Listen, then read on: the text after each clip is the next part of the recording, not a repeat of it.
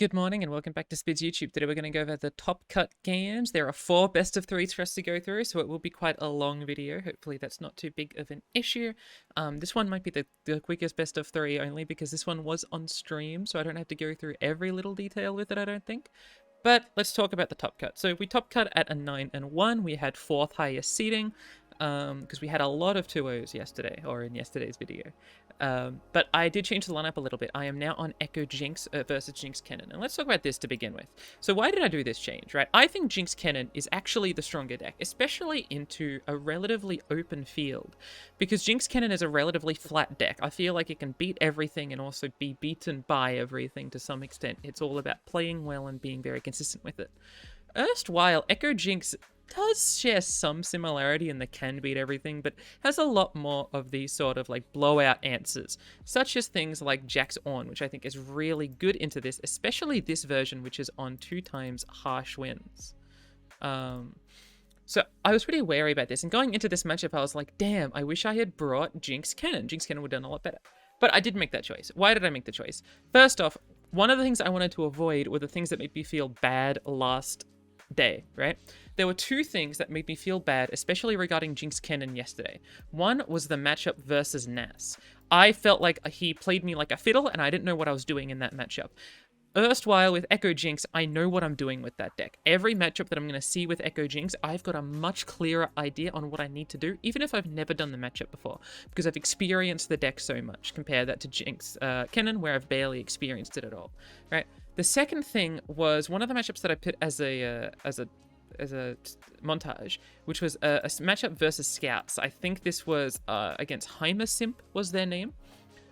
Versus Scouts, I felt like this deck is better than the Jinx Cannon into it, just because Echo Jinx plays for Chrono Break and is able to do that. These 2 reasons were what convinced me in terms of matchup theory to go to Echo Jinx. There's one more reason, and that it's the final open, and I wanted to make sure that I was going to have decks that I would have a lot of fun with.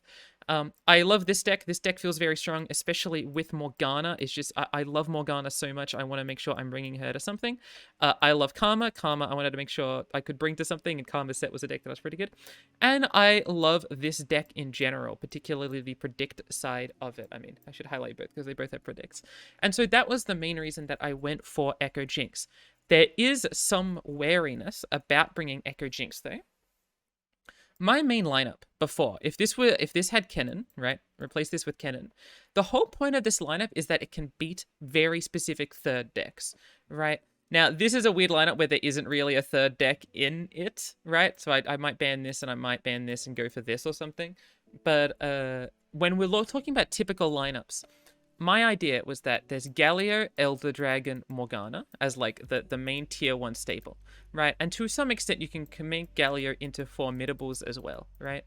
These are like the main decks at the top, right? You need to combine this with some sort of like pretty strong options. These are your Jack's Ons and maybe other sort of like big mid-range that can deal with things specifically like a Karma set.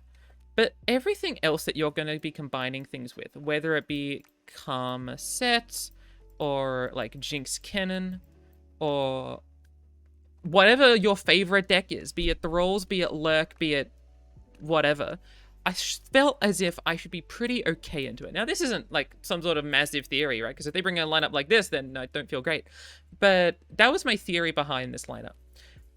What this ended up meaning was that in practicality, the decks that I was targeting ended up just being what was in that third bounding box, that being the Jinx Cannon, and that being the Karma set, right?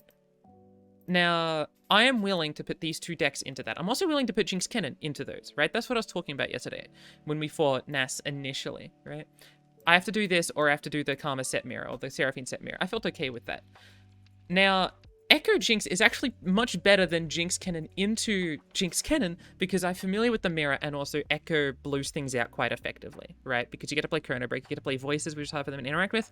You stick on board at the same rate. You're both playing a 2-1 on turn 1. You're both playing a big unit on turn 2, a relatively sizable unit or spam on turn 3, etc. But this deck goes bigger. The issue is that this deck sucks really badly into Karma set and Sarah set. So this change does do a lot for me lineup construction-wise, and it does do a lot for me feeling-wise, even if the core of these two decks still remains the same. Alright, going into this, I assumed that Karma Set would be unbanned, right? They're trying to beat Karma Set with these decks, right? This is what they're trying to go for, generally speaking. At least in my opinion. And so I needed to Karma Set through something. This is by far, in my mind, the easiest matchup for me to get Karma Set through, so I had to keep this up. Then between these two, I had a little bit of a tizzy. By we, I mean Sleepy Punter. Punter and I worked on the top cut together. You know, but I woke up and I got on a call with him to talk about the matchups. Then after this game, we got on a call together, talk about the matchups, etc. Right? We expected that they would ban Aatrox Morgana Vayne. It seems pretty good into Teemo Yumi and seems bad into this, but good into this. And I sort of expected that they would ban Aatrox. Simultaneously, because I think this is something that they can try and beat quite aggressively. Jax Ornn is able to beat it pretty well. This has PNZ removal to some extent, although not a great amount of PNZ removal. They don't want to be spending that much mana on turn 4. And this is able to do Hush and try and do some very specific things. So we expected these two decks to be kept up, which meant this deck we thought would be really good into this as we're trying to protect this, and it would be okay into this, while the other decks we'd be able to deal with a little bit more effectively. I don't know if this logic is entirely true. One reason this logic was appealing to especially Sleepy Punter is that he thought this matchup was a good matchup. That if you just play Karma Set properly, you can win this matchup. Now, there needs to be something said here. You've got me, and you've got, like, Sleepy Punter, right?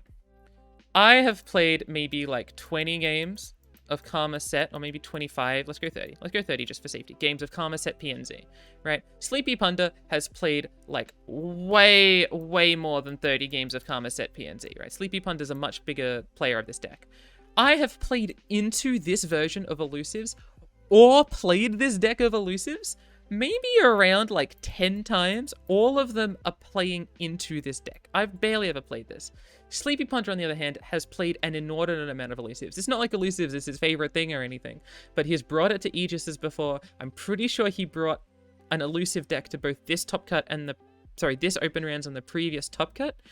Even if it wasn't Fizz Yumi, it might have been Fizz Yumi instead of Teemo Yumi. It might have been some other decks. But he has got much more experience on this. So he said to keep it up because he said it was a good matchup, and I trusted him in this. Now, if you watch the stream, you will know that I do this matchup pretty poorly and I lose. And we'll go through that very, very quickly as we go through things right now. I banned the Poro King, they banned Aatrox Morgana Vayne, and we get into this matchup. Now, I don't know what to do. I spend a lot of time on the clock because this is a deck I've barely played, in a matchup I've barely played, in a matchup that I know can be tight, especially with cards like Teemo and Yumi specifically. I decided to keep my mulligan like this. I thought that Mystic Shot is a very integral way of being able to defeat Teemo, right? Teemo being able to shuffle in the 5 puff caps is very, very threatening to me, as well as things like the elusive guy that creates an Owlcat or the elusive guy that creates a prank, right? Erstwhile Mayim seems to me to be a blocker against something like Beard the Bellringer, and also lets us cycle for things. I think there's a good chance you can cut Mayim. I also was considering keeping Mixo as a way to heal on turn 4 as a very passive play, but I thought that interaction pieces are probably just as good as Mixo, if not better. But I think there's a world in which you discard Mayim, saying that what you really want here are things like, you know, Temple, denies, maybe some stuns, and methods by which you can actually deal with their units. Just like Aftershock and, you know, the shooting thing, the buffed 5 mana shooting thing that does 4 damage and 1 to everything else. Anyway, we get this hand with double 9 lives. One thing I should say, by the way, I was watching the stream back, and Boulevard mentioned a few things about our deck. One, apparently it's aggro-teched and doesn't run Unworthy Soul, and apparently I'm on 2 9 lives. I'll be completely real with you. I don't know what my deck list has. I didn't look at it before the open. I just stole whatever I brought to the last open. In the last open, I just stole whatever Grey Merchant ran. So this is Grey Merchant's list. Maybe it's the same as Sleepy's, because I know Sleepy's also on a very similar list. But when Boulevard said, oh, it's been teched in this very specific way, that's good info for me to know. Thanks, Boulevard. I had no idea. Nonetheless, we have these 2 9 lives. Now, I know 9 lives has a pretty high chance of getting an elusive blocker, so I wasn't too upset by 9 lives, even though it's not fantastic. It felt alright to me. They played Beard, they played Acorn. I decided to play Mayim, but I spent a long time thinking about this. Do I have comms?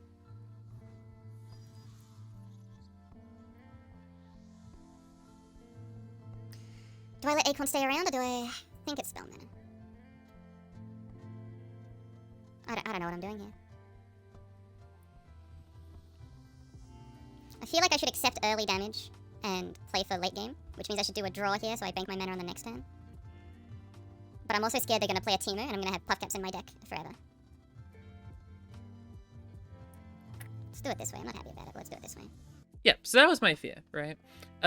They played Acorn. They still have 1 mana up for Teemo. They would probably want to have Teemo on turn 2. They don't need to play it on turn 1. They want to bait me out of mana. So hypothetically, I should get the mana for the Mystic Shot being able to be played.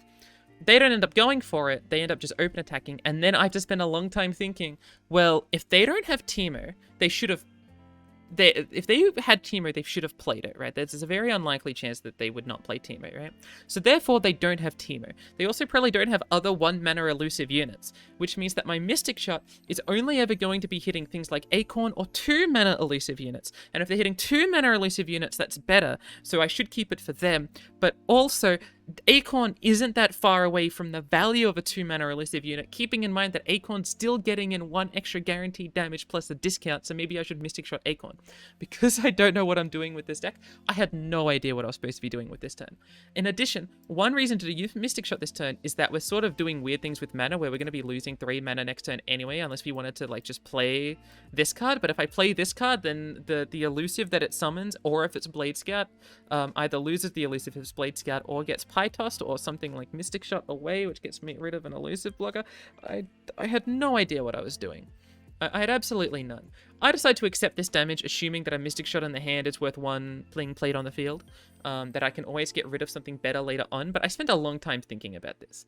Ended up drawing Portal Pioneer, and this is one of the things I really wanted to talk about. I know I said to go through this quickly. Too bad, it's Spids YouTube. If this video ends up being 3 hours long, you guys are going to have to deal with it, not me.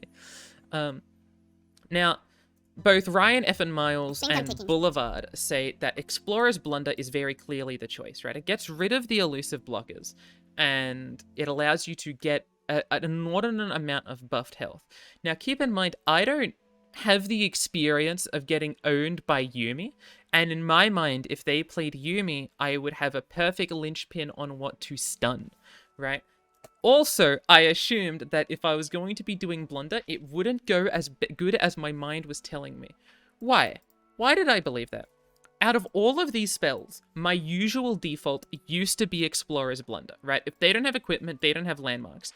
I always had found situations where Blunder in my brain was telling me that it was going to be better.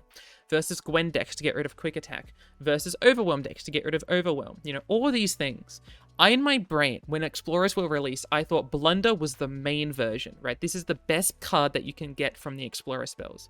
For about 2 months or so, I kept taking Blunder, and I felt okay by it, but I found situations where Blunder would be a brick and Refreshments would be safe, right?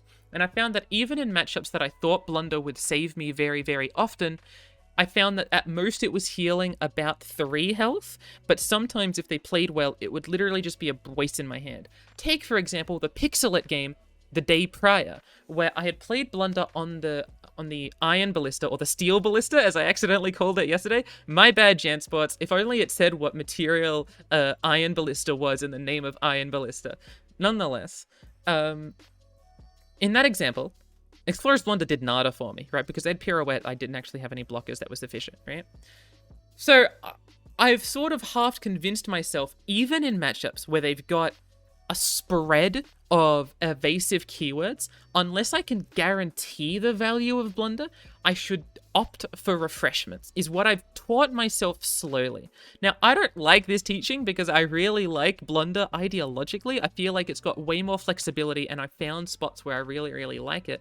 But in a matchup I was uncertain about, when I've taught myself historically over the last couple of months that Refreshments does consistently feel better, and Blunder is something they can deal with very well, that I didn't want to take Blunder. Now, we've played this game. We've seen it on stream. We know that they put Yuumi on their Octo Adventurer, and then I don't have Blunder for it, and I just take like 5 extra damage for no reason in a game that, had I been able to stall it for an extra turn, may have resulted in a win for me. So, very clearly we can say that Blunder was not picking it was a, and this one's really funny, not picking it was a blunder. Thank you. It saddens me that I didn't take Blunder, but I hope you can understand where my mind was at the time playing this matchup. Obviously, if we're doing this just like a pure VOD review, yep, Blunder was right. I now that I've experienced this matchup like once more than I've ever experienced it. Maybe I've only done this matchup, 0 times before. Now I've got like way more experience on it. I do agree that Blunder is a better choice, especially against Yuumi hands, and Yuumi hands are the ones that I think I'm supposed to be fearful of the most, especially if they've got Octo Adventurer. So I should have taken Blunder after they had played Octo Adventurer at the very, very least. Keep in mind one other thing. This is not about the matchup. I actually didn't know this at the time. They're only on one Octo Adventurer. They managed to get it chimed up, and have a Yuumi on it, which was incredibly good against my deck. They got what is really, really fantastic for them. Nonetheless, we go into the next turn. They play Yuumi. At this point, I'm thinking, okay, my game plan for the rest of the game is to deal with every other elusive unit and then just bounce back the thing that's been Yuumi buffed pretty constantly. I find myself in a spot like this where I didn't want to do tag out this turn. I wanted to do tag out when Yuumi was at 2 out of 3 just to get the most value out of it, especially because this unit will have 6 strength by that time, so I thought may as well not waste my tag out ahead of time. Which meant that this turn I wanted to play 9 lives, and then if I did get an elusive or not, I would still play the heal right after. That was my intention. I didn't want to play Aftershock immediately just because I did not think it was fully necessary. I play the 9 lives, I get nothing, I do end up Mystic Shotting after not getting the elusive, I should say. Just because I can always heal whenever I want. Yuumi gets buffed up, I swing in for a little. I don't swing in with the 4-2 because I don't want it to trade into the Beard. If Beard blocks something like this, the amount of damage this can do over multiple turns or make things smaller such that I'm able to deal with them with damage-based removal is very effective for me. Because, like, doing this and then only pushing in 4 damage doesn't feel great, but this block will make 4 damage into 3 damage, which is not that big of a difference, but allows me to maintain the board quite more effectively. They block the Sparring Student, they play Skip, they steal... First off, they see this, which I'm sure made Horseless Horseman think very interestingly about how the game is going. They ended up stealing Tag Out. Because I've got Aftershock, I decide to just Aftershock it immediately before they're willing to do anything to it, give me my Tag Out back as a way to deal with the Octo Adventurer before it's able to get Spell Shield on its 3rd attack in. They play another Skip. I think they see one Tag Out and give me the other, and I still have another. Yeah, I drew a Tag Out. They played Skip. They saw the same 2 spells and then get the other Tag Out through. I pass thinking that if they don't attack, that's just really good for me. They end up open attacking, which was interesting to me that they didn't play another unit. I thought that maybe this implied they didn't have any other units in their deck. In their hand. They open, I play Tag Out, it goes back into hand, they get another Explorer spell from this. I do an open attack to threaten quite a bit of damage. After they equip the Yuumi, they do Prowling Projectile, which makes sense. And they play Banner Commando, which was, I'm pretty sure, their top deck. Then we go into the next turn. They play their elusive, they play another elusive. I'm thinking about how I'm going to deal with this. I know I wanted to play at least 1 stun, so I do so. The attack then just goes through post... The attack just goes through. Where does the strength come from? Eye of the Storm. They play Eye of the Storm to deal a little bit more damage. I think if I want to do another Concussive Palm, I decide against it, thinking that I need to be able to play for a very successful turn next turn. My set is currently at 25 out of 40. Playing it makes it go up to 30 out of 40. And our next turn should be 9 plus 2 mana in the bank, but we do have this coin, which can give us that extra mana to go to 3. Which should allow us to be able to flip set, try and get rid of these 1 health blockers, and then swing in for a little bit, try and deal with the Nexus. If you've watched the stream, you know that this ends up being what I go for. It went back to small. Let me go back to medium. They end up playing one of their pranks to make the coin cost more mana, which puts me in an awkward spot. I've got 11 mana, right? Sorry, okay. I've got 11 mana. The coin needs to be played guaranteedly for me to get the set slam, and I'm not winning if I don't get the set slam, so I have to try for the set slam, right? That means I'm playing the coin. What I've really got then, if you -3 and +1 to this, is that I've actually got 9 mana, right? That means Sunken Temple and Karma are mutually exclusive, so I'm doing Concussive Palm plus a 5 mana spell, a 5 mana thing.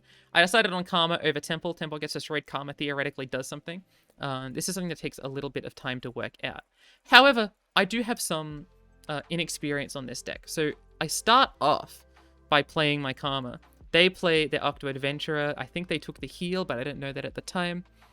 Then I decide to stun this unit. Now, this is a bit of a misplay. My timer is low, so I don't know entirely what I'm doing. And I don't have the time to think about it. But I should have thought more critically about what the Slammer Jammer actually means. I'm obviously targeting Skip. This unit is huge. I want to get rid of Yumi. And theoretically, these two things are getting blocked out. Now, I know this Owlcat is prevented by the thing, but I thought this isn't an elusive, so I shouldn't be too worried about it specifically. I'd rather have stunned this so that it doesn't get a positive trade on this. I want this to be threatening in some damage so that they need to be more wary about the damage that I'm dealing to them. I think this is short-sighted for I always need to pull something with set, so I feel like I can always pull this with set. And I should have instead stunned this to Slammer Jammer it away anyway, and it would still maintain the same amount of blockers they've got defensively, right? If I just throw my stun here, it is a lot better. So I do misplay with the stun, and I don't think it's insignificant that I misplayed with the stun, right? I do the thing, I Slammer Jammer, they play the Bandle Tellstones to give some more health, which makes some good sense. I end up pulling one of these 2 strength units because 2 strength is a lot of strength. They block quite a bit like this, but they keep this unit around. Now, had I stunned this and then it got Slammer Jammered out, one of these elusives would be forced to block. This is 1 more damage that I have now taken because of my misplay of what I decided to stun, right? I don't think that is insignificant in any way, shape, or form. Obviously, had they not had the Bandle Tellstones, we would have been in a much better spot, for this unit wouldn't have existed and this unit wouldn't have existed, forcing them to block a little bit more aggressively. But that was the case that we found ourselves in. Anyway, we move on to the next turn. They play Clockling. I do Aftershock on Clockers. They swing in. I try and get rid of their thing. They Bandle Tellstones and we lose. Fine. This matchup's supposed to be quite good for me. Had I had that 5 extra health, I would have been a little bit better. They did have a double Mystic in hand at the end of the day, so it wouldn't have been... I don't think... I may not have won, right? Like, I know their hand was this plus double Mystic, so they're threatening in 6 damage anyway, plus 4 more here, so I would need to have exactly 10 more health, right? Keep in mind, 2 of this health already came from the thing, so I'd have to be saving at minimum, I think, like 7 or so health from... the deny keywords. So I don't know if I was going to win this game anyway, but it would have been better if I had tried for it. All right, now we're on to Karma Set versus Jax On, a matchup that I have done a few times, and I know how to play Karma Set into general bonky mid-range. You just stun out the big bonky mid-range stuff and win, and you kill the things that you see. I've got a really interesting hand here. Half of me was tempted to full keep. Actually, can I hear my theory? What's going on through my brain? I've got Temple. I assume I'm supposed to be Slammer Jamming Temple on 4, on 5. Do they run Explorers? Do I need a protection? They do not. They're not on Explorers. There are no Explorers in this deck.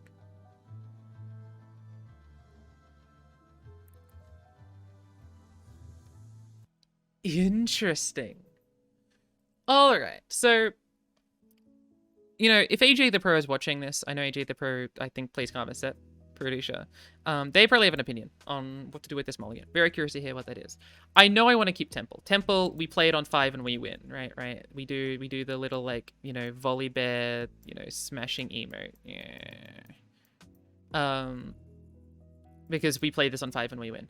Now, Concussive Palm is really, really good in my mind, especially on, like, turn 5 attacks and turn 7 attacks, getting rid of something. Hypothetically, I'm playing Sunken Temple on 6 minimum, so Concussive Palm shouldn't be affecting all that much. Concussive Palm with a Temple hand, if they don't have a way to remove Temple, should, in my mind, only be played on 3, right? Do I want to play Concussive Palm on 3? Not really. I can play Concussive Palm on 3 if I need to, but if they're developing into turn 3, I'm hoping that I've got other answers into them, be it a develop or be it something like an Aftershock, right? And then I can play Mixo on 4 and feel relatively safe about it. So in my mind, not only does this add another card to my hand for the Temple, Concussive Palm isn't actually being played pre-Temple, so I may as well not keep it in my mulligan. That was my theory. I don't know if it holds up to scrutiny, but that was what I was thinking at the time. They play Favorite Artisan, then they play the Scout unit, and this is tough for me. I spend a lot of time thinking in this matchup as well because this tough unit applies an incredible... sorry, not tough, scout. This scout unit applies an incredible amount of pressure to what I want to be doing in a matchup where I'm not too comfortable with taking damage. Now, I have heard in this matchup you have to be comfortable with taking damage because that's how you win as Karma set. You take some damage early on, set up your power cards, and then go in afterwards, right? But I, Spids, am not comfortable with taking damage because that's how you lose, and I'm scared of losing, right? And I just don't know how to do this matchup and how to find my comfortability. I shoot off this unit, try and spend some mana, and also prevent this Forge from coming down. I thought if the Forge comes down, that's pretty bad for me. So this Mystic Shot use isn't too complicated for me in my mind. They attack in, I go to this turn, I play the Mixologist and heal up a little bit. They play Combat Cook with the Overwhelm Weapon. I'm not too sad about Overwhelm Weapon. I can always block that. In fact, I decide to do an attack. I'm certain that this attack is wrong. Why do I think this attack is wrong? Because they do the block. And I have been told that if they are comfy, like, if they feel as if blocking is a good idea for them, I should never offer them that opportunity, right? My thinking was that I wanted to get this unit off the field. If they equip something else with the Overwhelm, I'm pretty happy with the way they're not meaningfully spending mana. So I thought that this attack would be fine. It saves me 1 health, right? If they do this block in my mind. So I thought they'd never do this. They're always trying to swing in this with this and do something else with their mana in future turns. I realize now how this can be a misplay. Giving them the opportunity to use Overwhelm as a capacity for a tempo play on something larger is something that I'm granting them that I don't need to be granting them, right? I've basically given them their 2 mana Last Breath effect, give something a scary effect that you need to respect constantly, and I don't need to have done that, right? I already have a known regarding their Overwhelm weapon. I don't need to let them have that capacity to sort of blow me out of the water, especially when I've got a blocker that's good enough into quite a few things as well anyway. So this attack, I agree, is a misplay, right? I don't think that's too surprising to me. They played the 1-2, which scared me a little bit, so I decided to pass on. Then they played Jax. Jax now is a 4-3. And I had no idea how I wanted to respond to this. I spent a lot of time thinking, and I'm curious what my thoughts were. Because I know I spent a long time thinking about this. And they talk about on the stream, you know, on the stream, they spend a lot of time talking about when I'm going to play Sunken Temple, and that all I'm thinking right now is, do I develop Sunken Temple or do I pass, right? That's what the stream was saying that I'm thinking about, right? I was pretty scared of passing because I don't know if they might be allowed to take that pass back. I'm not certain. They're probably not allowed to take that pass back, but I was pretty scared of it. And I was also scared of what they would do if I gave them an action and just equipped Scout and then buffed it up with the hammer thing.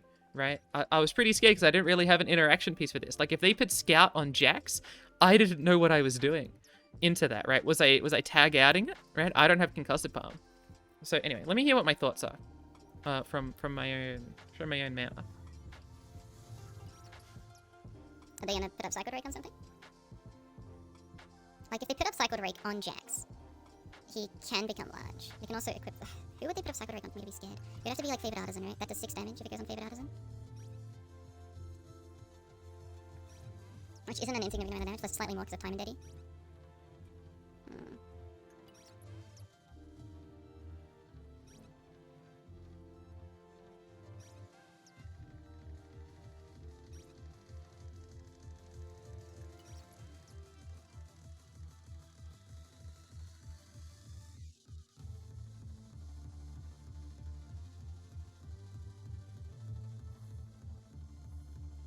Fuck, didn't have enough time to choose. Yeah, I got Mayim, which might have been a good choice. So, was this turn good? Probably not, right? Listening to the stream, I can understand that I had the capacity to pass. I played Clockling very specifically so that if they put the Scout Weapon on this unit, I have the capacity to scry for either Aftershock, or the capacity to scry for... God, that's handwriting. Or the Rocket Barrage, right? Rocket Barrage. I wanted to be able to shoot this so that it didn't deal 6 damage to my Nexus, right? 6 damage is probably not that much, but it also levels up Jax by quite a bit. So I was pretty wary of that. In addition, they don't run things like Cataclysm in this list because they can't, and they don't have Landmark Destruction. So I am always, always, always able to play Sunken Temple on a defense turn and just hope that I draw my Concussive Palms and my tag outs for their offense turn, right? The actual earlier turn of Sunken Temple, to me, as someone that's barely played it, didn't seem to matter to me that much. The only benefit of playing Sunken Temple this turn is being able to play a set next turn. That's it. That's the only meaningful buff. Now, is that meaningful buff relevant? I guess it's also draws, right? But is that meaningful buff relevant? maybe. It also lets you get Aftershock and Rocket Barrage. It isn't insignificant, but to me, in my mind, the way that I was planning on winning was getting a stun for their attack token on turn 7. Right? If they open attack or develop, I should have answers for this. So to me, being able to play this, save 6 guaranteed health from the scout weapon by trying to get an Aftershock or something would have been better. Now, if you saw my options, right, I did have Aftershock as an option. Oh, sorry, Concussive Palm, which I think I would have taken had I been able to click on it. However, I actually ran out of time, right? You can see my mouse go towards Concussive Palm and then be unable to accept it. We ended up getting Mayim. I take Mayim, I play Mayim to just move a couple things around. I decided to do the draw off it. I then ended up getting Aftershock, which I didn't play at the time, thinking that it would be fine if I played it on a future turn. Trying to respect something like a Sky Splitter, right? I can shove it off now before Time and Daddy comes down, but I decided to save it for the Aftershock, the next turn. I go in for the Aftershock on the next turn. They play Sky Splitter. I play this unit. I play the Landmark. They play their unit. We go into the next turn. They play Saurian. Now, this develop I thought was very interesting. I had a big question here. I'm doing Rocket Barrage on this. I'm pretty certain about that. If they buff it up with 3 sisters, I think I still survive just by being able to block everything that doesn't have the overwhelm keyword, because they can't equip another weapon on. And if they buff it up with something like a Sky Splitter, I still have responses with these things onto Jax and onto other units, right? I do have responses. I can also try and kill this with the Sky Splitter, right? The other question I had, though, is that if I don't want to respect Sky Splitter, I can do Rocket Barrage here and then do High Note on Jax. And Boulevard points this out after Ryan stops saying what's on his mind. That one of the considerations I did have was doing this, because they're obviously going to want to put Time and Daddy on this unit if it stays around for another turn, right? If that's how they're going to try and get damage through, they can put Time and Daddy on this. So I was heavily considering putting this on the stack. I decided against it, thinking that double Time and Daddy does not level up the Jax at this moment. It can still be chump blocked. And if they wanted to commit more, I'm pretty sure they were forced to commit the Sky Splitter, which would allow them to, which they would have obviously had done to protect this at the time, right? If they had Sky Splitter anyway, I was playing around a Sky Splitter hand nonetheless, and so I was going to respect that with the Mystic Shots anyway. So my thinking was that I've got these anti-Sky Splitter things in hand anyway. I don't need to be playing them directly into this ahead of time. So I ended up just playing the Rocket Barrage. It goes through. They play a Time and Daddy. Then they equip the Scout thing. And before they are able to Time and Daddy the Scout thing, I decide to shoot the Scout unit. And it goes through, which gives me a tell that they don't have Sky Splitter. Even more so, right? Maybe there's worlds in which they don't play Sky Splitter on the Rocket Barrage unit, but I was pretty certain they didn't have Sky Splitter there. I don't remember if there are Sharesies list. I'm gonna actually check that and quickly open up the spreadsheet. I have the spreadsheet open. I was gonna show you my deck lists earlier, but I decided against it. If you wanted to get the deck list, you could always just go to the spreadsheet yourself. If I quickly get Horseless Horseman's horse, not mod.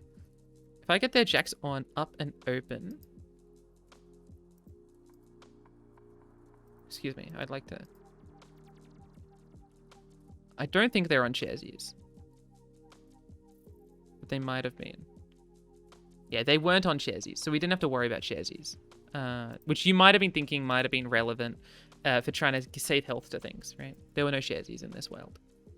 They attack, I do some blocking, I go to the next turn, I play Set down. My thinking with this is that if they want to fish fight Set, I can answer. I can either shoot their thing or protect my own thing. They end up not doing that, so I go in. They do their 3 sisters. This is their only 3 sisters in their list. And so I respond with double of this. Now, this always goes through. They don't have Elixir of Iron. So I wanted to kill the Jax here. One was that this is a great time to use my High Notes before they go back into the deck, and I can keep these as all the things I can get in future turns. It just felt like a strong way of dealing with their board and one of their main aggressive threats anyway. Go to the next turn, they develop, I play Facebreaker. If you've watched the game and you've played Karma Set, you kind of can tell that this is game over, right? Even if they've got Fish Fight or Entrancing Lure, just the complete capacity I've got to survive here is quite good for me. Before I played Karma, I did have the capacity to do Karma, then Coin, then other Karma. But if they went for the set, then I just have 1 Karma in the field anyway. So I wanted to take this as a way to stop things from future, and from memory, I wanted to prevent them from developing something large that would scare me, even after the what's it called, the guy, the quick attack guy. I'm trying to make sure that they weren't gonna like threaten in some weird lethal by using Challenger on set with the 1/1 and then going in wide or something, right? They end up challenging the set. I play the Karma. I destroy the equipment. We go to next turn. I find I do this into the place your bets, and look, I don't play this late game perfectly. Primarily, I forgot to coin right here. This is the biggest misplay, right? I have my showstopper. I do the showstopper down to try and flick out the board. I have the coin in hand. I just forget. I'm planning out what my entire turn looks like, and I forgot to do the coin, even though I was planning out for the mana ahead of time. And ended up drawing double fish fight, which was a very specific draw of theirs that was quite nice for them over the last 2 turns from the Entrancing Lure and from the top deck. But, I mean, it's Karma set after turn 10 against a deck that isn't actually pressuring me anymore, and a deck that I'm able to beat after turn 10 anyway. So that's that game. And that was the first round. I don't think it was anything too deep from the Karma set game. Oh, hold on. There's game 3. My bad. I forgot there was a game 3. Hold on. Echo Jinx. Now, we also saw this on stream, so it shouldn't be too confusing. This mulligan, I think, is pretty clear. I just want early predicts. Quicksand is decent, but not amazing at the early turns. So I go Forsaken Bakai. I see Scrying Sands, Jinx, and Voice of the Risen. I go for Scrying Sands to try and get very specific good trades later on. They do Omenhawk. They play Jax. Now, I saw this, and I was like, there's no way they let me do the Mayim into Scrying Sands thing. I want to hear my voice comes for this. But I was pretty certain that I knew what I wanted to do. We could Mayim. That's really funny. We could actually Mayim here. For mana.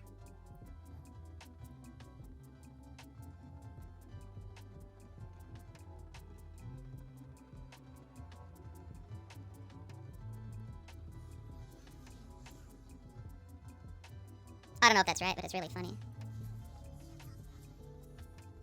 I'll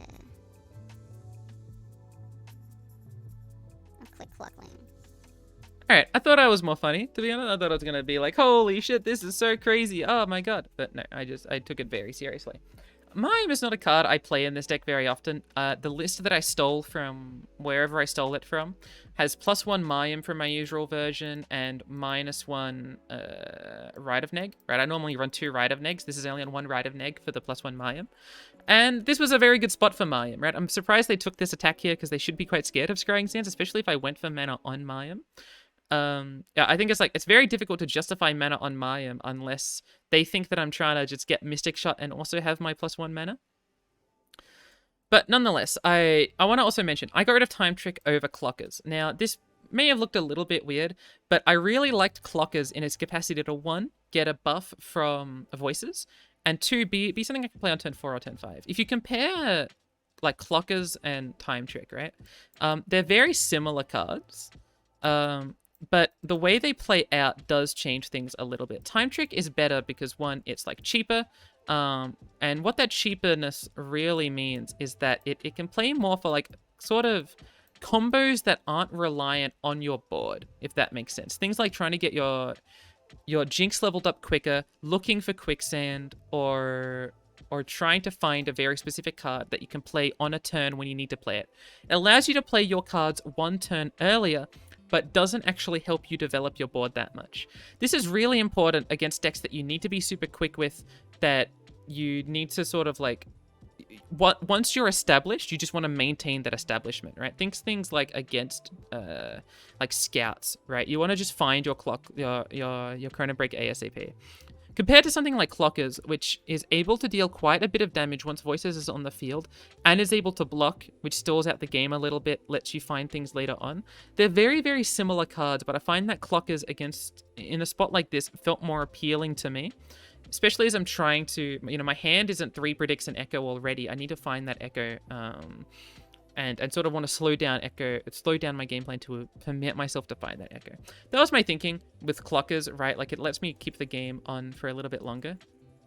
I don't know if that logic is entirely accurate, but it felt right to me at the time.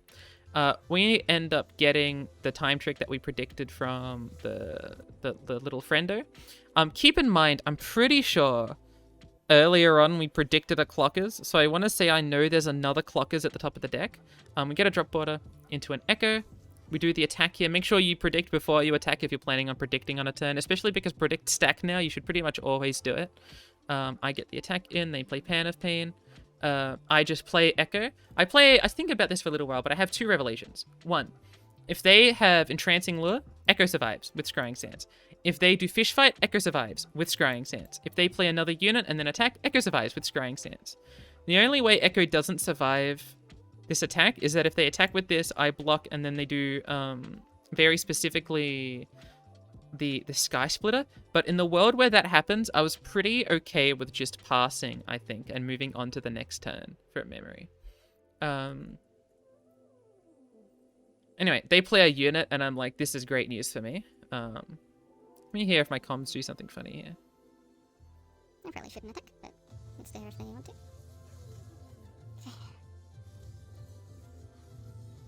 This guy's gotta stop attacking into me.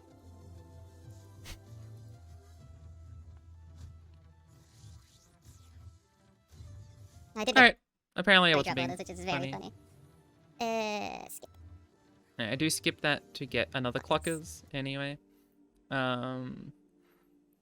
I thought that attack was funny. If they were planning on playing a unit, I felt like they should have just attacked with this to begin with, right? I don't see a world why they don't attack with this and play another unit then attack into it. Maybe they're like testing the waters to see if I've got Scrying Sands, but this thing always does enough damage anyway, right? I don't know. I feel like it was a very silly choice by them to go for what they did. I consider this block, thinking that it's putting me in a pretty good position. The reason I didn't take it in the end is that I was pretty certain that next turn I wanted to just full open attack. Or play Clockers, I forget. Maybe it was that I wanted to play Clockers. Either way, keeping Echo around felt safer to me when they showed that they didn't seem to want to be playing for Scrying for Sky Splitter options. And they would have to spend all their mana to do Harsh Winds, right? In my mind, while Echo does get a guaranteed thing here when he might technically not if they spend all of their mana on a Harsh Winds or their 4 mana 3 Sisters next turn, I felt it relatively safe to be able to keep Echo, just take the 4 damage, go in for the attack next turn, whether it be open or whether we develop Clockers or whatever we draw into the attack, right? So I decided not to go for it, especially if Clockers were to become a thing. We ended up drawing Time Trick, I'm pretty sure, and then the skip into the Voices. Oh my god, I've got Voices. What the fuck is wrong with me? Which was pretty good. Now, I spent a little bit of time thinking if I want to do Voices. If they have Fish Fight, Voices is a little bit weird, but I'm pretty certain they would have played Fish Fight earlier instead of playing the unit, just because it's the only, like, Fish Fight's the only way you can kill Echo without me getting the Time Trick. So I thought they would play that as opposed to the Healing Lady. So I ended up deciding to play Voices. I was pretty certain on my Time Trick read. My lack of Fish Fight read. I don't attack with this unit. I can't revive it. They have a really good block on it, and I'm always pressuring a bunch of damage, especially with these double Clockers in hand. Clockers with this unit on the field are 4/2s with Elusive, which aren't easy for them to deal with. So I give this unit back. We strike in, we get a bunch of stuff. At this point, we get Chrono Break, and you can sort of see like the game instantly being mine. They go for this line, which is very, very funny, but I have guaranteed survivability and then lethal if you just, you know, let things die, play around a bit. I play Clockers into Forsaken Bekai just to be cute. I go in, and I win. That was a pretty good set in my mind. I think I played well outside of the Elusives game and outside of that one coin misplay on turn 10 with the other Karma set game, but felt pretty all right. It wasn't too stressful afterwards. But now let's go into game 2 against Magikarp. I know I need to cut at the end. I made the recording go on for a little bit too long. Okay, Magikarp is on this lineup of... why have I got the triangle? That's not the shape that I want. I want the pencil. They're on Seraphine set, Elder Dragon, Shyvana, and Alawi Swain. And this was the sort of matchup where I was going to Sleepy Punda being like, damn, again, why did I pick this over Jinx Cannon? Because again, Jinx Cannon means all of these 3 decks should beat this, right? If I had Jinx Cannon, I can keep this up and beat it.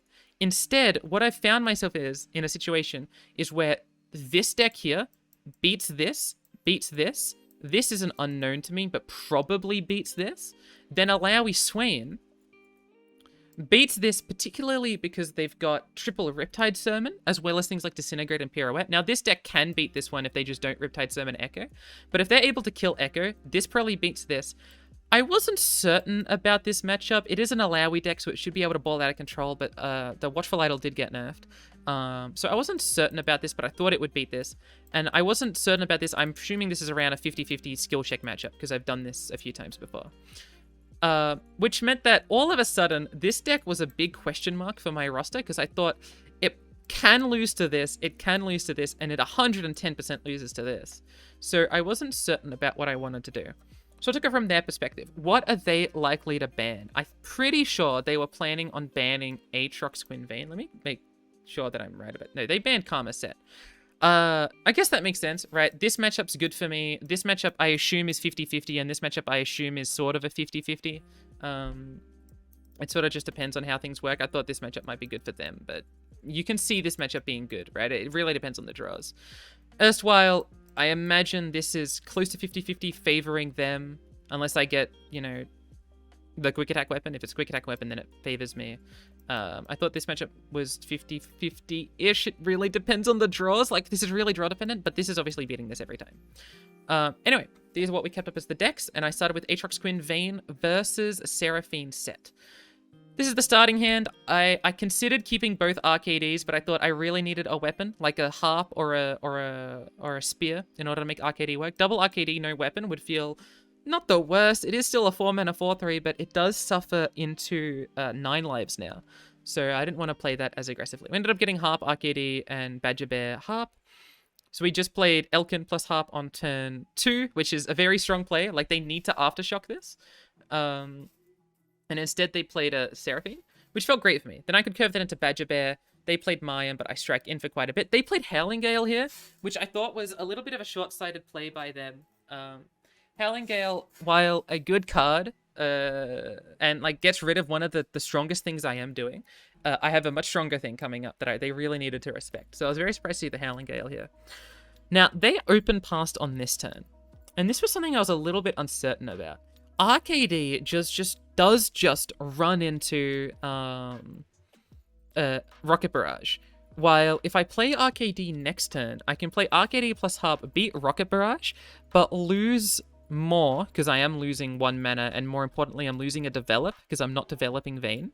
Like I'm losing unit mana. If they have something specifically like Tag Out or a Concussive Palm, right?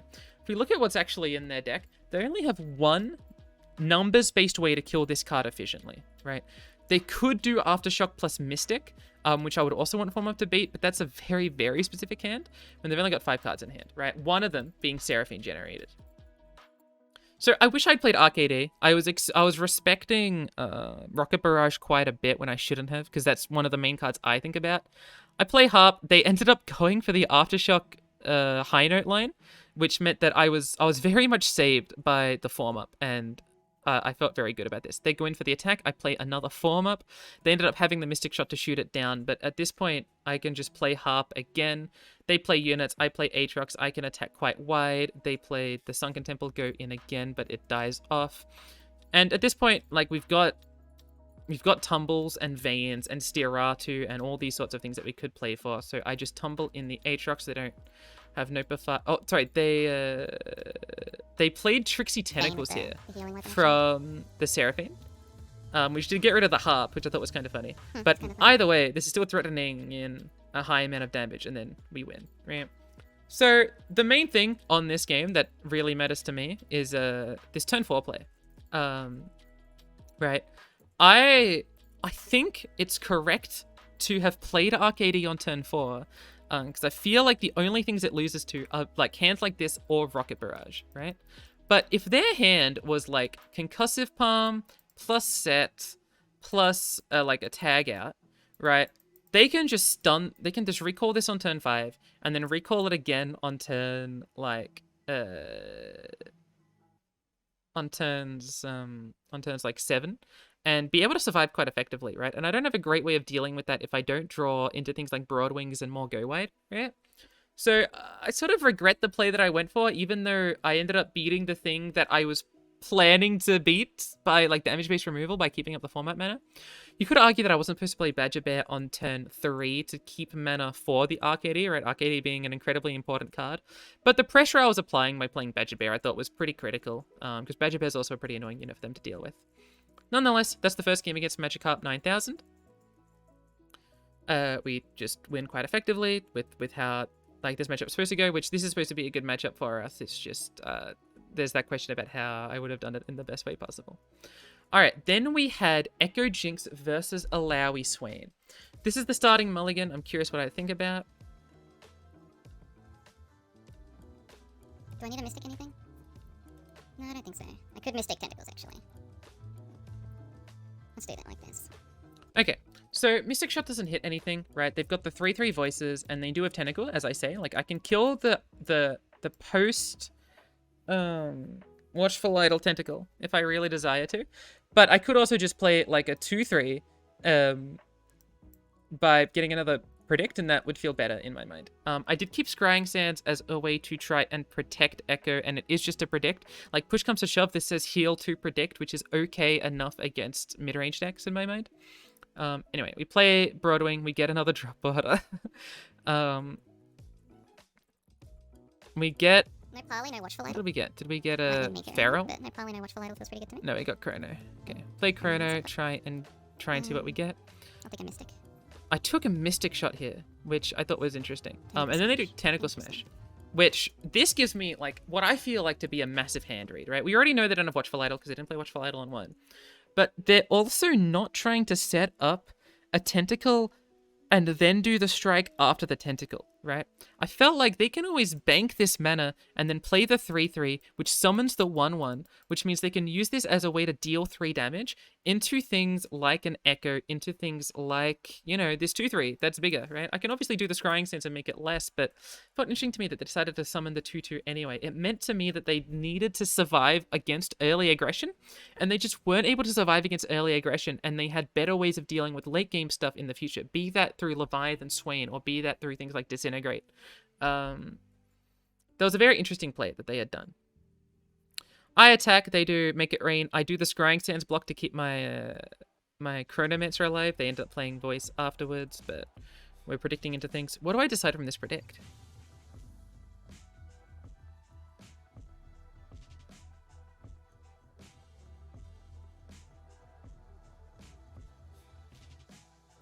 I skip. Okay, the skip's interesting. One, we've already seen a drop border, so skipping is like less likely to get us a drop border. We do have the capacity to go for multiple jinxes, right? Like, we use this jinx, then we can have the other jinx either to keep this jinx surviving, right?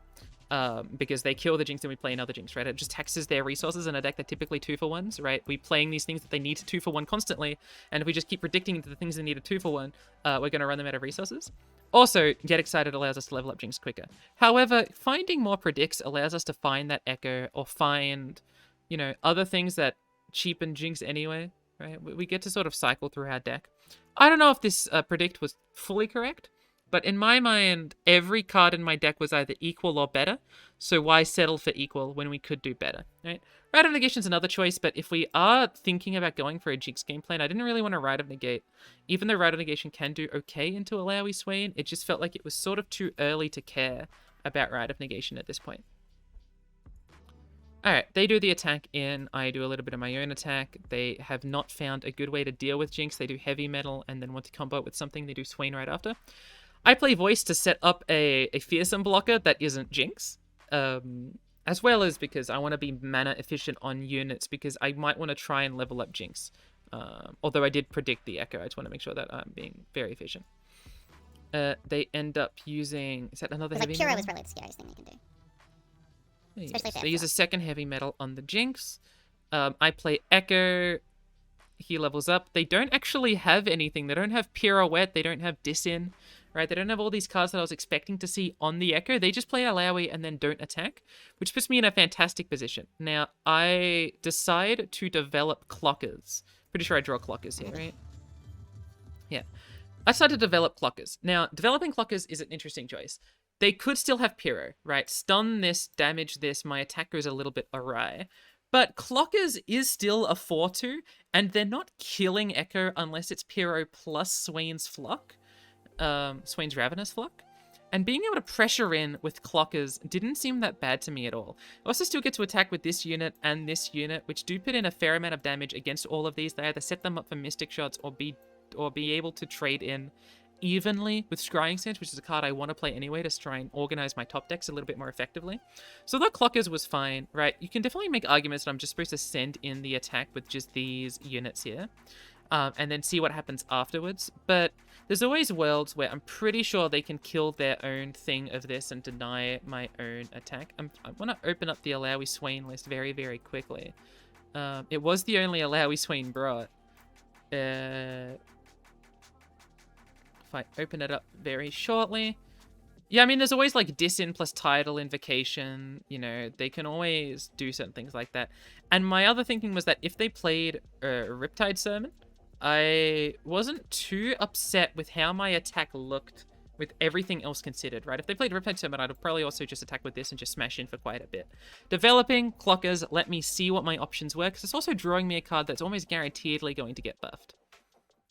We do Clockers into Clockers, thinking that this gives me another opportunity for Chrono Break, and also, like, 2/4/2 elusive attackers against a deck that isn't threatening me soon, I thought was pretty good, right? They do the thing, I do Clockers into Chrono Break, I attack with nearly everything, but not everything, just to not show everything I've got. Then I do Chrono Break and win. I felt pretty happy with how I played this in the end. I was happy not to put damage on this so that they don't flock it. I don't know if they do flock it, they have to put in just their last 2 cards of resources in, as opposed to a block plus a flock, or a block plus any sort of damage-based removal at fast speed. And so I was pretty happy with this. I was able to win. I think this matchup's less about, or this game is less about what I did and more about what the enemy gamer didn't do. They didn't have Watchful Idol early. They weren't able to punish my early play of Jinx, which is just a 4/3. And they weren't able to sort of threaten me with their champions despite playing them. So it was just sort of an unfortunate game. But that was the game against Magikarp. Let's move on to set number 3.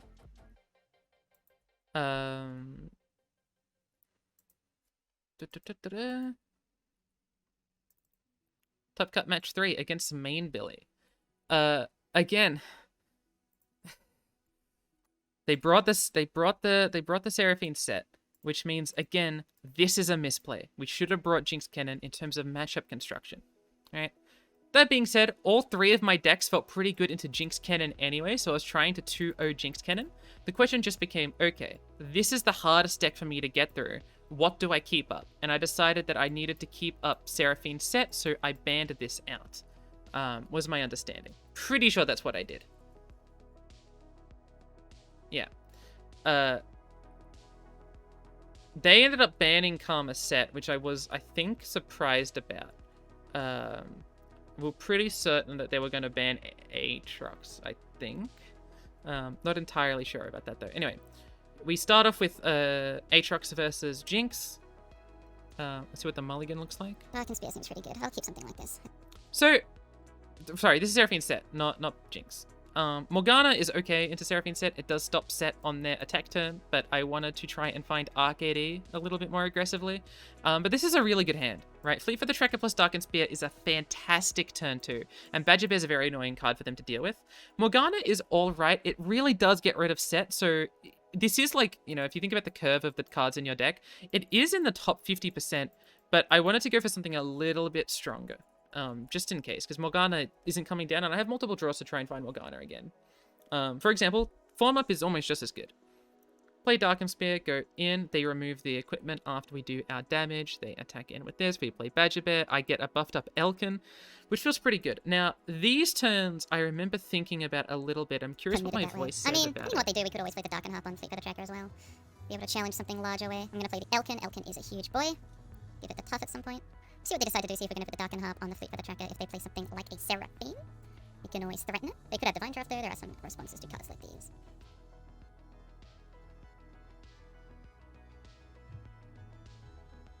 It's probably a good idea just to pull it to the side.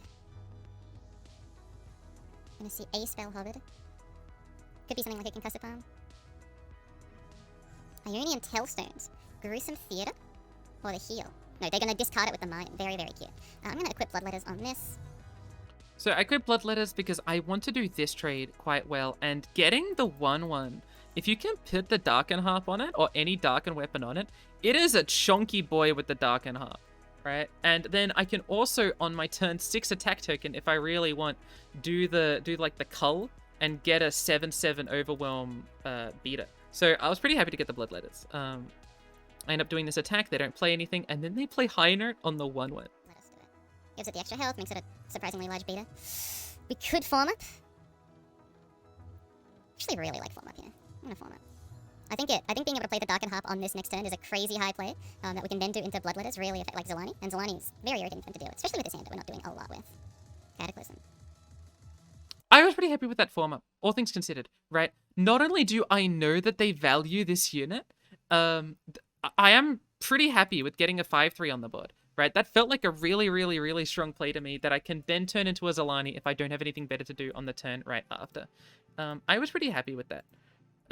I don't know if this form up is correct. Maybe some people will disagree with it, but Darken Thrall is pretty good against decks that don't want to be killing token 1/1s that are massive beaters, right? Like, the way PNZ Ionia decks work is that their PNZ removal is bad. Like, it's good against you know, on-rate units or under-rate units that have effects, and it's bad against overrated units, such as this, such as this, such as this, right? That's what PNZ removal is bad against. Ionia removal is good against expensive units and bad against cheap units. And all of these are cheap, overrated units, right? And that is what this is to an epitome, or to a T, right? The epitome of it is that it's a cheap, overrated unit. So using Form to protect it felt right to me. Anyway, on the next turn, they played a Caustic Riff. Okay. I'll accept that. We'll put Darken Harp on this. It also beats Set with the Cataclysm. We get to draw Aatrox, which is a big boy. Yeah. Putting this on this to beat Cataclysm, I thought was really cute. I didn't want to put it on this because it just gets Mystic Shot, right? At this point, Badger Bear's dead to me. I wasn't expecting Badger Bear to do quite well. In fact, I was planning on Zolaniing it if I didn't draw something special. They ended up playing Set, so I get to do the Cataclysm, which just felt amazing. I play Aatrox, I open in. They play 9 lives and block a little bit, but not fully. Draw another Darken Harp. They open pass here, and I take the pass back.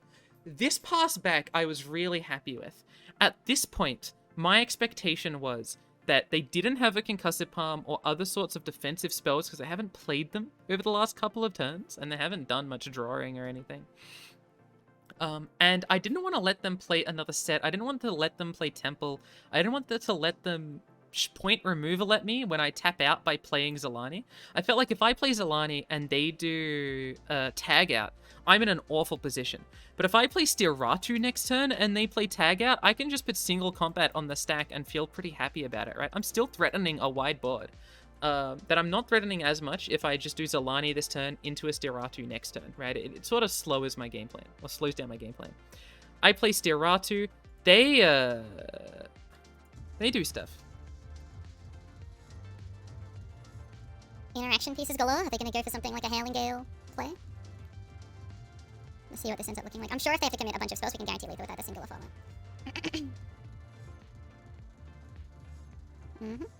There's also got another spell here. This most recent spell. Let me defer this back. Howling Gale, this. So, he's currently taking 6 damage. Which means, I mean, I should have lethal, right? He's got no mana. So if we just do, like, single combat, like this, that's game. And that's game. I felt pretty happy about this. I don't feel as if I did anything too egregious. I felt like I played for my win cons that I was identifying quite effectively. I understood the main theories of the matchup in terms of what their weaknesses are and what my strengths are and how to play for them. I think my mulligan worked out accordingly in that sense, right? I got given a very, very nice mulligan that gave me a very obvious plan to go for in terms of overstated cheap units, which beats most of their game plans. Now, they obviously didn't have an amazing hand. They were light on stuns and light on, like, specific interaction pieces they wanted to play. They could have played Set here before they tried to kill this, but obviously they wanted to deny the spells ahead of time, but this Set was a big blowout for me against them. And I think I did that pass really well. I'm really happy with this pass. I think it plays around, like, it gives me the front foot in a very strong way, while playing into their pass gives them the front foot and me the back foot, in my mind. Alright, anyway, that was the first game. Move on to the next game. Echo Jinx versus Seraphine Set. With this mulligan, I didn't want to keep Echo in the opening hand, even though, like, this is not a bad opening. If you find this as the post-mulligan hand, this isn't that bad. But against a deck like Seraphine's Set, I need Voices, right? Voices is the only way to beat Seraphine's Set because they Aftershock Echo on curve. Echo is just adding Chrono Breaks into your deck and forcing them to play Aftershock, right? Like, it is, you know, I play 4 mana, they play 3 mana. It is even-ish. But you need Voices. And to have Voices work, you need your Forsaken Vakine, you need your Chronomancer, which is why I got rid of this, and rid of this, right? I only kept Ancient Prep because Clockers is at least a unit. Unfortunately, we get Jinx, Quicksand, which felt really bad. We start with Ancient Prep and... Be distant from Voices, to be honest. I will need Voices at some point, so I'm actually going to click it now and then stack the Predict with Feral to try and get another Predict. Perfect. So now... So... Voices is always at the top right now. If I just stack Predicts, I'll constantly be able to see Voices. And that's sort of the plan I've got to go for when my hand looks this fucking weird. So this is what the new Predict change allows you to do, right? I had 2 Predicts in my opening hand. I know I need Voice of the Risen to win, and I don't want to pick a Predict first and then not find Voice of the Risen later when I've got these double Predicts I'm able to stack. So I chose Voices in the first one, and then I used the second Predict to get another thing above it. Now we've got a Predict at the top and a Voices second. Next draw, obviously, we get the Predict back into our hand, but the Predict, again, stacks again for more Predicts. Either I find Echo, or I find more Predicts, and that's the cycle. Is this riskier if we don't find Predicts? A little bit, but the deck is stacked in a way to try and get Predicts quite effectively, but it is a risky play. But I felt like in a matchup that feels god-awful, right? It just feels really, really bad, where you need Voices to find any way to win. I felt pretty happy about that. Now, again, in this first thing, we could have looked for Feral. But the idea of having double Feral didn't seem great to me, right? The idea of putting Feral at the top, and then using Feral to find another Predict, and then the backup plan when my Predicts don't happen is to find Feral of all cards, Feral Prescience, my least favorite Predict card that I would cut if I could, for something like anything else, you know, like the Zillion Champion spell. I wasn't exactly happy about it. So I did go for Voices. We do get Forsaken Vakai. We draw that into another Forsaken Vakai. What was our Predict options here? I took Echo because that was actually my 4th Predict. So we are able to go Echo into Voices. Now, we don't have a lot of units, but frankly, Echo into Voices is the most powerful thing I can be doing at the moment. I can't do anything else is just being less powerful, right? And my aim in a matchup where I'm very much on the back foot is just to be as powerful as possible, right? I play Echo, stack them things into the deck. They Sump Fumes the Echo via Mayim. I play my Voice of the Risen. They play Temple. Let me show what I was thinking here. I play Quicksand. If I play Quicksand, the Sun Jinx isn't flipping anyway. We can't spam out a flip to Jinx with Quicksand. Do we do it anyway? It is mana efficient. And we can also protect ourselves from a set. It's only good to play Quicksand right now if we draw Scrying Sands. Feral Prescience. I think I'm gonna do it. Weird ass play, but I think it's unfortunately right. So, let's be very critical about what Quicksand does in this matchup. The only thing it can deny is Sands, right? I'm not including Clockers as an elusive attacker, right? Clockers being an elusive attacker into my deck doesn't really exist, right? It does technically happen, but Clockers is not how they're winning. They're winning by stalling me out, preventing me from winning the game, and then winning on their own accord with things like Set. Okay? That's all Quicksand is doing. So as it currently stands, every other application of Quicksand is like Jinxes, get excited, discard fodder, and that's it. So I felt as if being mana efficient, knowing what I'm top decking, which is the Clockers, right? I know I'm top decking Clockers, right? This is a Clockers that I'm playing. No, I don't know what I'm top decking. Sorry, this is a random card. I actually have no idea what I'm top decking. I remembered that now because I played Voices this turn. I felt as if that I wasn't going to get much value extra out of Quicksand, right? Now, they can do that. They can do the read that I've got another Quicksand in hand, because I'm probably not doing Quicksand there, or I've got a Jinx in hand. Probably both, actually. I think that's a pretty decent read based on that play alone. Because otherwise, I'd play my other card that I had in hand. Or if it's an Echo, then I'm not too worried about my Jinx plans anymore. I'm trying to go for other game plans. We find Time Trick into Clockers. Clockers sees a Chrono Break, so I think, okay, maybe one of the most powerful things I can do is Chrono Break plus Jinx. But I do develop the clockers, and we go into the next turn. There's an argument that I shouldn't have developed clockers, by the way. They had 6 mana, and they had quite an efficient way of being able to deal with the voices. If I just pass forever, I can play all my combo pieces in 1 turn. My only fear about playing all my combo pieces in 1 turn is that, while against most decks, you can say that, alright, if I have like 25 worth of mana, because, you know, Chrono Break is a 3 mana card that gives you 12 worth of mana, right? If I have 25 or like 30 worth of mana on my hand, I can beat every game's late game because they only have like 13 mana they can ever possibly play with. This is no longer true against Seraphine, which doubles things, and then Temple, which makes, you know, 13 actually be 26 like me, right? This is a general, like, Ecozillion principle, at least in my mind. If you're playing against decks like Heimer Set, especially, or Heimer Jace, right? When they get into the late game, they do genuinely only have 13 worth of mana. Now, this can mean extra turrets if they have Heimer, right? And it can mean extra things if they've got Jace. But at the end of the day, right, like, they've only got 13 mana to play with. If you've got things like extra clockers, extra echoes, extra voices, extra chronos, right, if you're ever getting more than 13 worth of value on a combo turn, if you find a time they tap out, or you find a time they awkwardly trade into you, that's your opportunity to strike, right? The same principle doesn't apply in a Seraphine matchup only because, one, they have highly efficient removal for your answers, right? This isn't a direct, like, mana into mana isn't an exact science, right? If they have Aftershock for Echo, the exact science falls apart, right? If they have Conchologist, right, Chrono Break isn't as multiplicative in its value. But my thinking was that I needed to do my stuff sooner rather than later, which is why I played Clockers. Anyway, they high note the Clockers. We go to the next turn. I draw another Clockers. They play Set. I try and play Clockers to try and find anything I can do. Set challenges my friend. I play Quicksand as one of the few things I can do with Quicksand. I get another drop border, and I'm trying my best to do something here. They Ionian Tailstones to... Are they recalling Voice? No, they're just setting up Howling Gale. Yeah, okay, they're setting up a Howling Gale, obviously. Try and deal with my board a little bit. I play Jinx, and they do Rocket Barrage. And at this point, I'm like, okay, well, I know what I have to do to actually try and win the game is just to revive Jinx and move on, right? They end up having Notify, and, like, this isn't a favored matchup. We don't have to go through it that deeply, right? I do find another Jinx from, I think I predicted the other Jinx. Not entirely sure, but I expected at this point that I was going to surrender if they found a way to kill Jinx, and they found a way to kill Jinx, so I just surrendered, right? Unfavored matchup, I had no expectations of winning going into it. I wasn't upset at all that we lost, right? I think as I've played more LoR, I've actually gotten more likely to get tilted from things, which is not something I like to admit, but I think it's just a truth about how I've come to understand my experience with LoR. But when I know this matchup's a failing matchup ahead of time, I wasn't too expected that it ended up going that way. So, Echo Jinx versus Mono Jinx, which is like it's just like Jinx Cannon, except instead of 3 cannon, they've got like triple Octopus, right? Beard into a Chompers kills our Forsaken Picai and all these sorts of things, but shouldn't feel too bad about this.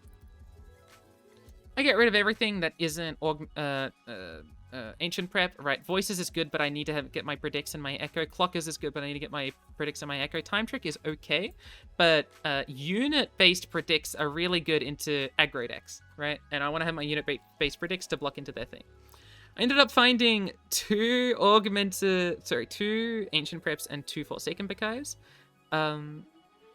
They play a unit on turn 1, so I wanted to play my unit-based defense early on, thinking that as long as I can get both of these 2 out by turn 5, that's all I need. So as long as I'm playing this on turn 2 and this on turn 3, I am okay. In fact, I can even play both of them on turn 2, although I was expecting to do 2 and 2 and then make this on turn 3 plus whatever I draw, right? Such as a Mystic Shot, such as this Mayim, right? I have a very good hand as long as I can get these out by turn 5 for things like Voices to proc them up. They attack in, I do Ancient Prep. I start with Ancient Prep just in case they develop like a bunch of units thinking I've got no blockers, and then I play Forsaken Picai. Do Forsaken Picai, I see Voice of the Risen. I'm almost certain I took Voice of the Risen. Let me just double check this. Yeah, I take Voices. They develop, so I decided to play Mayim first, this was very interesting, actually. Can I get my voice comms for this? Because this is a very interesting decision I made. I think Voices supports quite aggressively. Like, we can also just not do anything with Mayim and just play it as like a flat unit, which actually might be really good in this spot. It blocks them down quite aggressively and sets us up for good Voices stuff later on.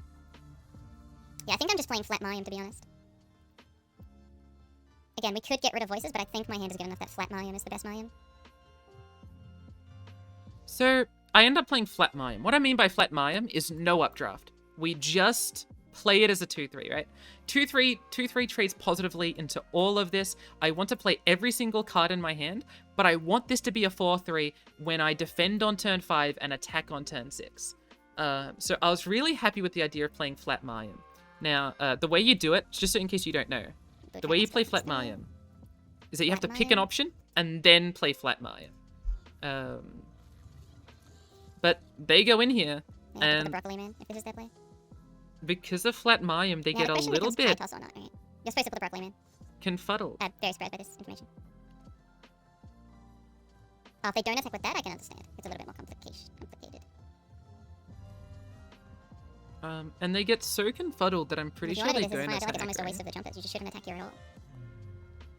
Dear main Billy. Pretty sure. No, okay, they attack in.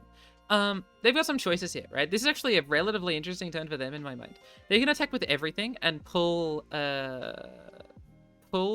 this guy. Because I want to block this, although I can block this. It just sets them up for a pie toss quite effectively. So I feel like I'd rather block this. Alternatively, they can do what they did, which is pull with this, pull Mayim, so this does a negative trade either way. But honestly, if this was the case, I feel like they just shouldn't pull with Chompers and keep the Chompers in for a future attack, especially if they've got something like a Dune Hoppy Mech or a Trumpetecker in hand. This pull here, to me, tells me they don't have Trumpetecker, because they should have kept their things on the board if they do have Trumpetecker. Especially because they've got the turn 5 attack token. This to me implies that they've got, at best for them, Dune Hoppy Mech, and at worst, one of the 2-drop ones, 4-drop ones, or 6-drop ones. So I was very surprised by this. Anyway, we played Echo. They played Zornite, discarding the thing. I decide to attack here with everything to play around Trumpetecker, thinking that Trumpetecker is still a card they could have even if they misplayed on an earlier turn. They might still have Trumpetecker anyway.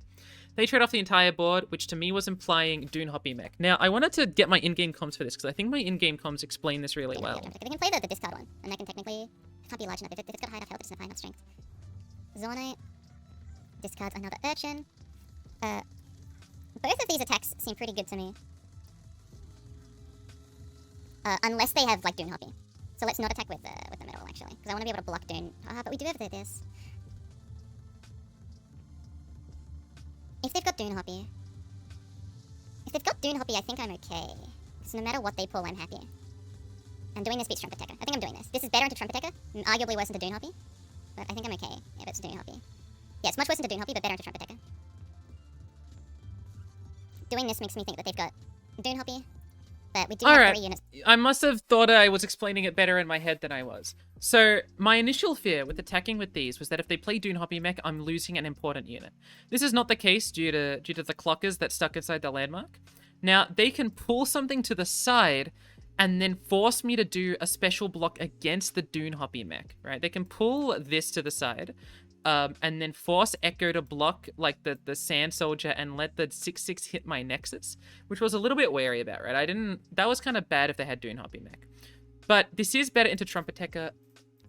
Now that I've played this, I think it's a decent read to say they didn't have Trumpetecker, because their blocks and their attack choices on an earlier turn implied no Trumpetecker to me, because I think they needed to keep this around for Trumpetecker, right? And all the attacks they did on the earlier turn that I ended up blocking with things like my other clockers and my other clockers, my Forsaken Picayes, and my Mayim when they pulled in. So I should have assumed that if they have a mech, it's not Trumpetecker, it's almost certainly Dune Hoppy Mech. But nonetheless, I play what, Time Trick into Feral into Chrono. Now I have Chrono in hand. They played a 1-drop, which surprised me quite a bit. I decided to offer the pass, thinking they passed back. I did this pass because I thought that like the best thing they could have is like Geodude Mechaforcer or like Jinx or something.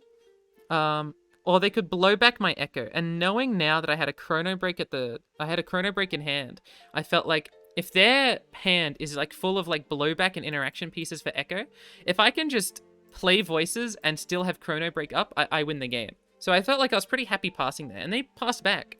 So they ended up having Earthshaker as their card, which I thought was very cute.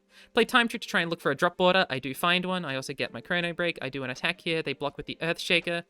I get another Predict. I do the Chrono Break. I attack in more. The damage is immense. They have to block with everything. They Mystic Shot to kill the voices, but my damage is just like, this is over, right? They've done no damage to me. There's Dune Hoppy Mech. They found it after the Earthshaker. And that's just good game. I think I played that okay, although, again, I think this was an instance where they just didn't have Trumpetecker or Dune Hoppy Mech. Instead, they picked Earthshaker, which to me implies their options were like Earthshaker, Little Dipper, and maybe like Salty Spinner, or Earthshaker, Little Dipper, and like the Bilgewater, you know, the Bilgewater one. I used to remember the name of it. And they didn't take those, and they had to take the Earthshaker. But that was that game. How long have I been recording for? I feel like I've been talking and yapping for ages. 1 minute 20? Nah, 1 hour 20. Okay. Final set was against Ricorex. Now, before we get into the set with Ricorex, we should probably talk about the fact that Ricorex even played in this tournament. I've got a few opinions on Ricorex playing in this tournament. The first opinion is that by all meaningful measurements, he shouldn't have done it. Right? It's wrong for someone out of shard to play in a tournament of a different shard. Right? That's just a wrong thing to do. Right?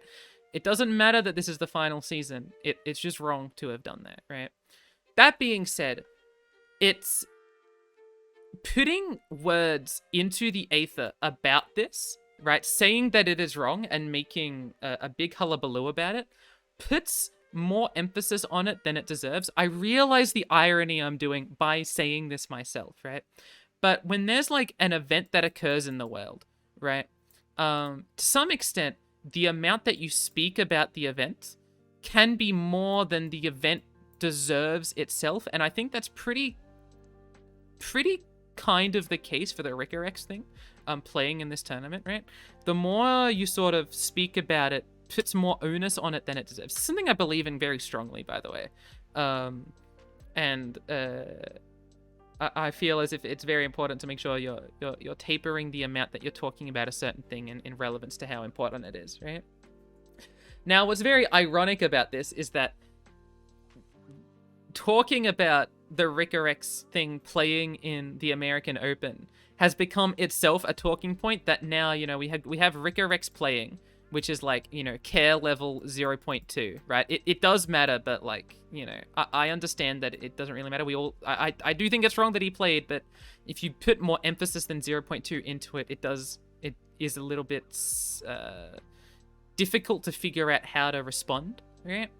So then the response to it, like the speaking afterwards, has then become like 3, and then now I'm at this point where like the amount I'm speaking on it is trying to be on 3 to match this vibe, not necessarily match this vibe, if that makes sense. Nonetheless, even though Rika played, I will say I'm glad that he signed up and then didn't like drop out afterwards, right? If he beat me and then dropped out in top 4, that would have felt a lot worse than what ended up happening in my mind, right? Which is that he played and then lost in top 4 after he beats me right here. Other than that, Ricorex has messaged me afterwards, and we had a little bit of a small chat about our matchup and that we had a good time with it. It was a good time in general, although I think that it is unfortunate that there was even this possibility of the Final Open being tainted. And I do want to say that, like, I think one argument I've read a lot against Ricorex, against people saying that Ricorex shouldn't have played, is that, you know, it's the Final Open, who gives a shit, right? Who gives a shit if Ricorex is in it because it's the Final Open? I think that's a really poor argument. I think the fact that this is a Final Open is like an important and emotional thing for people and matters to people quite a bit, right? I care about this open even though it's like a for fun open and the competitiveness is less strong, because fundamentally I like LoR and this is one of my final opportunities to show how much I care about it, from both playing and doing the Spids YouTube and all these sorts of things, right? For me, this open still has a high level of importance. The fact that one non-American prevented a spot from an American being able to play in this open, and I'm including myself as an American here because by American I mean the shard. There was one person who was denied this slot, right? Also, everyone that Frickerex played, including me, has to live with the idea that, like, had the rules been respected, the outcome of the tournament would have been different, right? Would I have beaten the person that Frickerex beat prior? Would I have beaten Rogio right after? I don't know the answer to these questions, and I don't know what that means, right? Like, I don't know how I'm supposed to interact with this afterwards. So I do think that, like, it shouldn't... any argument that's like, you know, you're putting too much emphasis in this, it's the final open, what are they going to do, ban him, is missing the point quite aggressively, and I think it's a poor argument. Nonetheless, here's the mechs against Rico. It's just overwhelm, right? They're on 9x Bone Club and 8x Battle Fury. This is the one list with only 2 Battle Furies, which means we kept it up. The Jax list seemed the most strong to me. You know, all these decks run the same 32 odd cards of, you know, Saurian, Omen Hawk Dog, Bone Club, Ruthless Raider, Tusk Speaker, Battle Fury, all these things, right? The cards that change is, like, this is on Sharesies, this is on 1 Bard, 3 Esmus, 3 Beard, and this is on something like 2 Host, or some 3 Host, 2 Fearsome Guy, 3 Gwen, and, like, Strike Up the Band, right? This is the scariest list. Sharesies can fuck up this deck, Sharesies can fuck up this deck, and Sharesies can fuck up this deck. So I needed to ban this, right? The Sharesies list is the one that had to go, which I'm almost certain is the ban that everyone took against Frickerex. Now, if we talk about these other matchups, right? Ignore Jax at this point, right? Karma set should feel okay into these. It shouldn't feel amazing for things like Battle Fury can be quite prominent, but the fact that you can stun out what was Battle Fury can feel quite fine. That being said, if they spam +2/+2 on every unit through things like Dog and through things like Omen Hog, it can be a little bit difficult. But I thought that, like, you know, these matchups felt okay enough, right? Echo Jinx I was pretty worried about, especially because they are ball on 3 sisters, I think 3 copies each. So I was scared they would just freeze Echo. But in the event that they don't freeze Echo, Echo does get to strike in quite consistently. Voice is still a big unit, and Chrono Break still beats mid-range decks quite effectively. I also have both 3 copies of Scrying Sands and 2 copies of Quicksand, which does a great job of denying the capacity for Overwhelm decks to beat you. Right? Then we have Cartwheels, and Cartwheels is a little bit tougher. Now, there are worlds where you just Arcade plus Harp, go in and beat them. Or there's worlds where you're smaller than them and then you can't ever beat the fact that they're larger than you, because on every subsequent turn that you're playing a larger unit on rate, they're playing a larger unit on rate that also has buffed up stats. So this was the matchup that was going to be the scariest, but they ended up starting off with the Echo Jinx ban, which did surprise me. I thought they were going to ban this deck. They decided to ban Echo Jinx. Start off with Karma Set. With Karma Set, I ended up seeing this hand and full keeping it. Why did I full keep it? Sunken Temple. They have no explorers, so Sunken Temple will come around, stay on the field, and be able to stay around. Aftershock kills things like the Dog. It kills things like early Overwhelm units. 9 lives. While it doesn't have a lot of health, it does kill an Overwhelm unit. It does block down against things like Dog. So I fully kept this hand. Nopify. Why Nopify? It denies Strike Up the Band, which seems not too important. It is +2 strength for every future unit. But I did like the idea of getting rid of Strike Up the Band as a way to prevent them from being able to just develop 2 units with their spell mana aggressively. Right? So I thought Nopify was a good keep. You could argue against it, but I felt pretty happy about it, especially because I already have a fucking amazing hand, that it's these sort of specific things that I want to play around, not trying to find, like, another Concussive Palm, even though I know I'm playing Temple on 5. Right, Temple on 5 is guaranteed for me, because if you look at my mana, like, I'm my attack token, I've got the attack token on 5, so I'm always playing Temple on 5. They do Host. I spend a lot of time thinking if I want to kill Host. Host is 2 damage every turn for the course of the game, if you let it hit your Nexus. But if you deal with it in efficient ways, this can prevent more damage than, like, 2 damage right now. Considering that if you kill Host, it's 1 damage for the rest of the game. But it can be stunned out, right? So this is 2 damage that needs to be interacted with in more efficient ways, but can eventually be stopped, while 1 damage is 1 damage that can be a little bit tougher or easier to stop if they're wide or not wide, respectively, right? I decided to kill it. I thought I'd be mana efficient, and my deck is good at stunning big things, but it does allow them, if they've got like 3 units of variant size, that they can buff up the smallest unit, and I still am forced to deal with these 2 units, and this has gone in for extra damage. While if they just had a 2-drop that can be killed with a high note later, it makes me feel happier. I don't know. It feels really marginal. I feel like there's more spots than people realize where you're supposed to keep that unit around, but I think this is a very safe spot to get rid of it. Anyway, they play Ruthless Raider. I decide not to Aftershock. Now, I could have Aftershocked, but I didn't. Maybe I should have. Because Aftershock would allow me to beat Bone Club hands.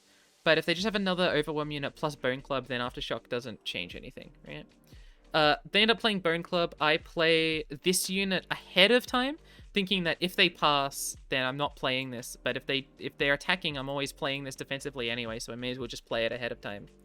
They attack in with the Ruthless Raider. I block down with the high health unit. I play Sunken Temple. They play just some units. I've got a couple of stuns. I can play both of these stuns quite well, so I felt pretty happy about what my chances were, especially because they're trying to hold up the Battle Fury, right? They took this equipment to try and be able to play Battle Fury. I stun the first thing. They play Battle Fury. I stun the second thing. Go to the next turn. I play my set, just to challenge things around. This is Nopa 5 for Strike Up the Band. Didn't end up happening in the way that we wanted to for the mulligan, but it was fine. They played Tusk Speaker, so I tried to challenge it, but they ended up having Elixir of Iron, which made sense that they tried to play it, but it did scare me a little bit. They go in for the attack here. I try and block a little bit. There's a chance, right? This is something I was talking about. If I don't go for this attack, by talking about, I mean in the commentary. If I don't go for this attack, I can actually preserve +4 health on the set, right? They play Sky Splitter or Electrifying, but now I've got +4 health on set. This attack is currently lethal against me. Right in the Battle Fury. This attack is lethal against me. If I had extra health on set, I would have been able to block one of these and not have to pre-commit my stun, right? I do think I misplayed. If I had known this ahead of time, or if I had been aware of this ahead of time, I think I'm not supposed to challenge the Tusk Speaker, right? I know I'm getting the Sky Splitter out of them, but I'm not really using damage-based removal against them on their open attack, so I felt like it made sense to not actually strike in with set there. I think I did do a misplay. I end up having to play this Concussive Palm and say if they've got Battle Fury, I just lose. They unfortunately didn't have Battle Fury. They had Fury of the North, so I was able to survive, and as the turns go on, I'm able to play Formula into place your bets, into set, get the slam. Oh. No. Let's just let this play out so you can see what goes on. Piltover and Tailstones is fun. We can get rid of one of their Overwhelm units via it. We have Mixer, Formula, Aftershock, 9 lives, place your bets, set. Set will flip if we play place your bets, also Formula. So we could just do Formula, set, Piltover, Tailstone, and that'll be fine. In fact, we have enough mana for... We don't have enough mana for Formula plus set at all. We can do... If we do place your bets, we'll have enough mana for set plus stuff. Do we have to start with place your bets? Set, we've got 10 mana. Place your bets gives us the 2 coins. So provided we spend all of our other 11 mana, will be fine. There's that, then plus Aftershock or High Note. I think the play is supposed to be place your bets.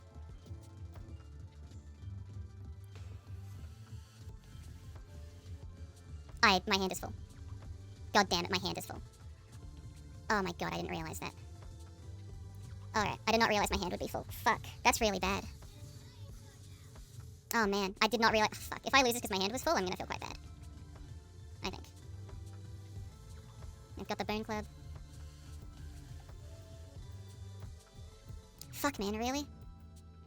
Fuck. Wish I'd known my hand would be full. Yeah, I felt pretty bad about this, right? And it's a very simple way to play around it. If you just play Aftershock, which I wanted to play anyway, right? Or even just Piltover Tailstones adds another card to my hand. If I just play Aftershock, I can get my coins, get the set Slammer Jammer. I can Aftershock this, Slammer Jammer this, and then try and kill it afterwards with things like set trying to attack it or anything. It's a very unfortunate misplay, which I think shows my inexperience on Karma set, right? I'm sure even experienced Karma set players do this once or twice, but it's still something that happens a little bit more often with me because I have the inexperience on Karma set. It's just something that I'm thinking about every single time. I think about it often, right? I do think about my hand space a fair bit, but I forgot about it in that moment because you can hear my brain trying to work through everything that it was going through. Nonetheless, I decide that the best line is to try and target this unit, then go in for the Aftershock afterwards. It actually works. They don't put on the Bone Club. Instead, they play the 2-drop, which I thought was a bit surprising. I thought they'd put on the Bone Club afterwards, but Aftershock did cost 1 mana. I guess they couldn't have known. And then I draw Tag Out, and I'm fine, right? Because I drew Tag Out, I'm able to survive the attack, and then we win, right?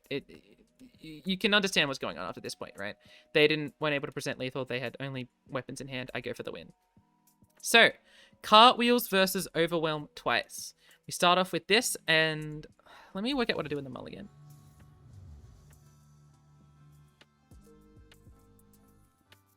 Okay, Aatrox Twin Vane versus Bard. Nah, not the easiest matchup. I kind of want to Fulligan for Arcade Harp. Like, I don't even have blocking Badger Bears enough right into this thing. I really want to get Arcade Harp, I think, but okay. So, I kept blocking Badger Bear. I did want to block, like, a turn 3 attack, like a 3/4 dog, for example, but this isn't Harp, right? And because I've never done this matchup, I've fought mid-range before, but not specifically Overwhelm. I don't know, like, to what extent I need to Fulligan for Arcade Harp, or I'm just supposed to keep early aggression cards. Like, maybe Fleet Feather Tracker was wrong, right? What is Fleet Feather Tracker doing? Nothing, right? Unless Fleet Feather Tracker gets a weapon, right? Fleet Feather Tracker's not doing anything. I need to have Zalani for Fleet Feather Tracker to do something here. So yeah, I probably was supposed to get rid of Fleet Feather Tracker in all honesty. Anyway, they play 3/4 dog. I play Badger Bear. I respond with Arcade afterwards. I don't have a weapon yet, but Arcade has tough as opposed to Badger Bear, who does not. So I thought playing Arcade was fine. They end up putting the Bone Club on this guy. I decide to attack to get rid of some blockers. Like, I need to attack via hitting them eventually. So I assumed that I would need to do a wide attack at some point, and just letting them have these 1/1 Omen Hawks was not going to cut it for me. They play Saurian, so I decided... I had a tough choice. I wanted to do Morgana, but I felt like Morgana doesn't let me win, and I actually need Morgana to try and find my win con, right? I'm going to need Morgana to stun them at a more pivotal time that allows me to find an actual winning line. I hope I say this in the commentary, because I probably put it better Club there. on Doug. We do have the Morgana if we really want it. Although I kind of like the idea of doing Broadwing plus a Vane quite a bit.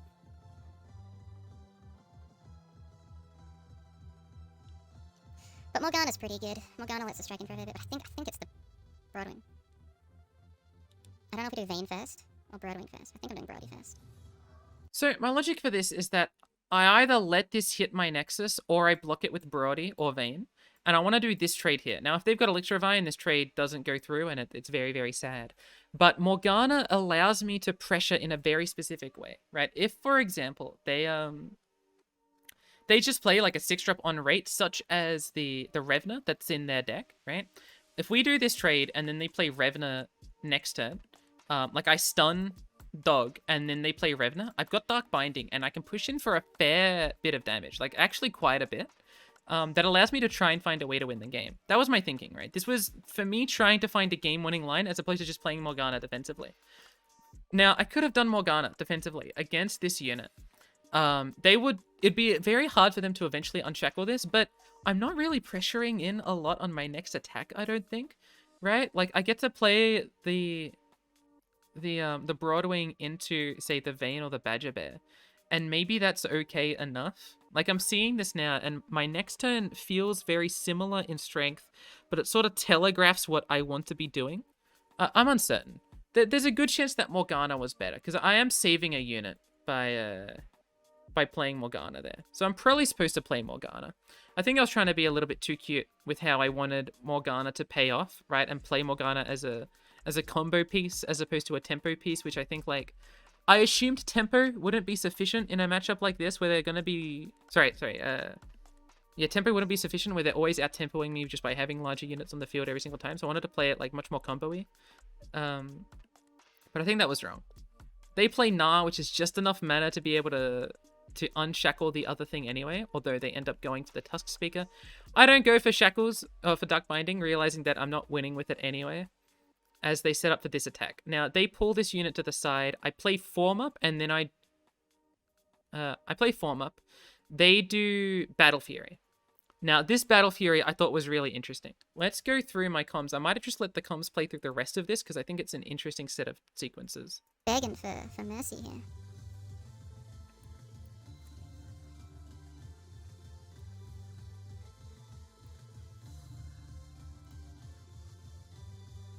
Battle Fury, yep. Then we do the Morgana's Dark Binding. Have them both stunned out. We can also single combat into the that unit. Which might be right. I mean, it might play for the only line I've actually got. Like, we do this. We attack with both of our units, and we tumbly...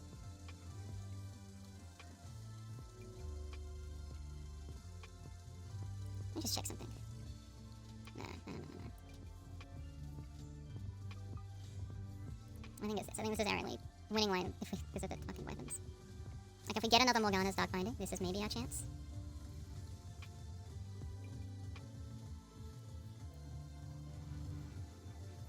This is all we've got going for us. It's the best we can do, right? And then try and go for Burn Wind Gun with, like, Morgana when she's leveled. Yeah.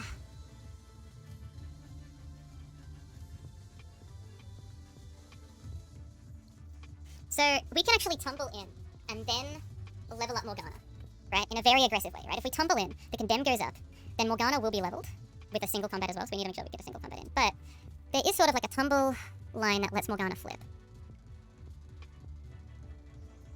Which is funky.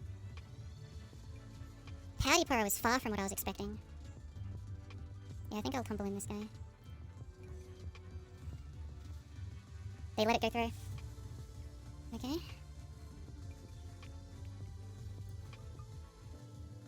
Oh, right, okay. No, there are a few issues with what's going on. I needed to do the Condemn, then I never had the opportunity. Maybe if I did it before combat it could have occurred, but not here. Not here, not now. Right, so I wanna explain what went on there, because I did misplay, possibly. No, not really. I was trying to level up Morgana for an attack, right? And she's 4 away right now, so this levels her up. For some reason, I thought I would actually be able to get Morgana to attack, but to get this to be cheap enough, I do have to use both my attack token and my Tumblety, so it just doesn't go through, unfortunately.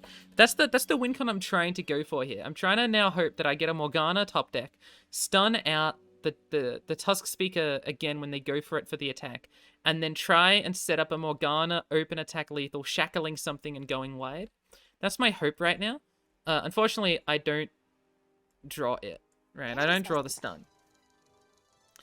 They ended up developing the Saurian. Right? They developed the Saurian. I do survive.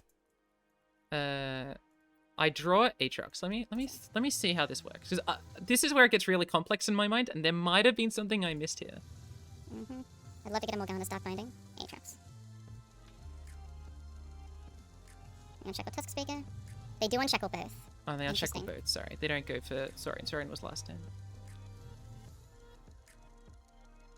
So they don't have any spells they can play.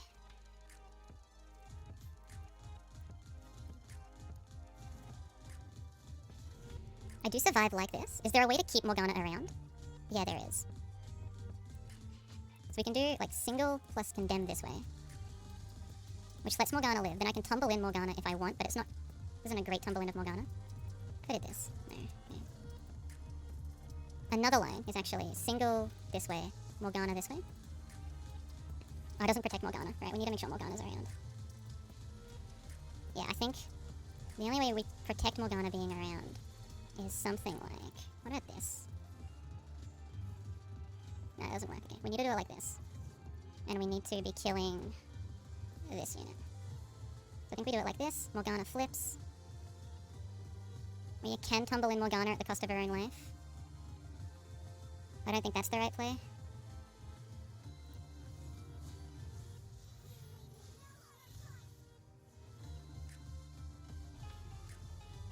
What I've done here is I've denied the Pokey Stick by doing this. This denial of Pokey Stick is kind of important in my mind. It prevents a draw, which allows them to get extra to healing. If they don't have any more units, right?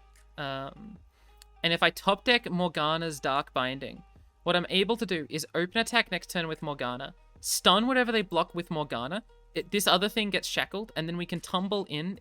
They can play double shackle undo while we're doing this, but that seems to be the best option I have. Alternatively, I could try and find like a Cataclysm.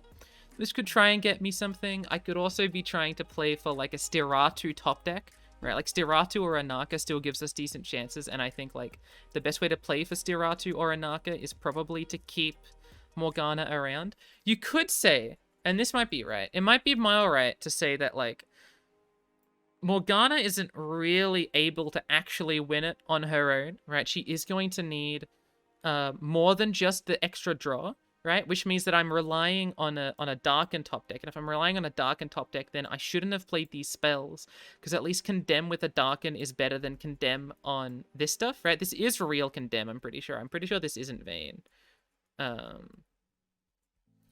Nonetheless, they had Elixir of Iron, so my Morgana dies, and then I did draw a Narca in the end. I decided to tumble a Narca just in case I get a Narca into a whatever. It did not happen, and then that's game. But that's all she right.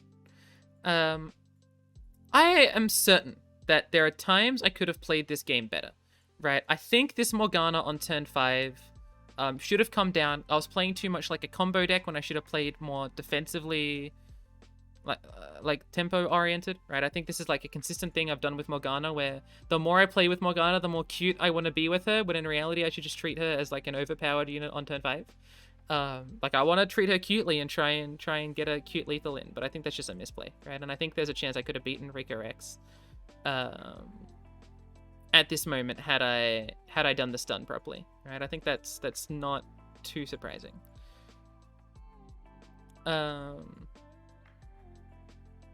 Then we're in the next game. And this was an interesting mulligan in my mind. At least I felt it was interesting. Right, this is a low to the ground curve, which is cute. So I don't know if that's what we want there. I feel like we really need weapons. But we do have a decent turn 3. I'll keep it, but I don't love it. Darken's... So last game, keep in mind, I didn't have any weapons, right? Arcade never saw a harp. I didn't have weapons until I played that Anaka on the final turn, right? So again, I could have fulliganed to try and find Arcade harp, which seems a very important way to be able to deal with matchups like these. But I saw an opportunity for me to have an early low to the ground curve against a version of the deck that does run slightly less buffs, like their buffs are hollowed themed, when I also have a turn 2 attack token with a bunch of 1/1s, a bunch of 1 mana units. It's probably correct to say that this is a miss mulligan, right? I am just supposed to go for the normal mulligan of look for Arcade Heart, because these aren't doing great things into things like Dog, right? But if they don't have a 1-drop, 2-drop, this is a fantastic curve that allows me to play quite aggressively. It's an interesting choice where I'm probably misplaying with cartwheels. I'm probably hoping too much for cuteness when I just need to be playing the normal game plans, right? But in my mind, I saw opportunities for cuteness both times, and it felt like at the time a better choice for me, when obviously in reality it was probably not. Anyway, we do end up having this early game plan, and it actually feels quite good, right? They end up playing Combat Cook, and this was a spot of all time. They're down to 8 health, right? You might be surprised, but they had no 4-drop, so I open attacked. They had no 3-drop and 2-drop, so they're down to 8 health, right? This was a great spot for me, right? This is the sort of thing I was hoping for, right? They would have late game cards, and I'd be able to try and deal with them. Unfortunately, they did this Combat Cook, right? Now, I see this Combat Cook, and I'm like, hold on a second. I saw this Combat Cook, and my eyes sort of lit a fire, right? They haven't had cheap cards, so there's a good chance they can only develop 1 unit on turn 5. If I do Darken Spear plus single combat, I can attempt to kill Combat Cook, right? Through this. Now, because they didn't have a 2-drop or a 3-drop in a deck that's built around having 2-drops and 3-drops that they can play, you can probably have a decent read that they've got a buff spell, so that a play like this is always wrong to do the single combat.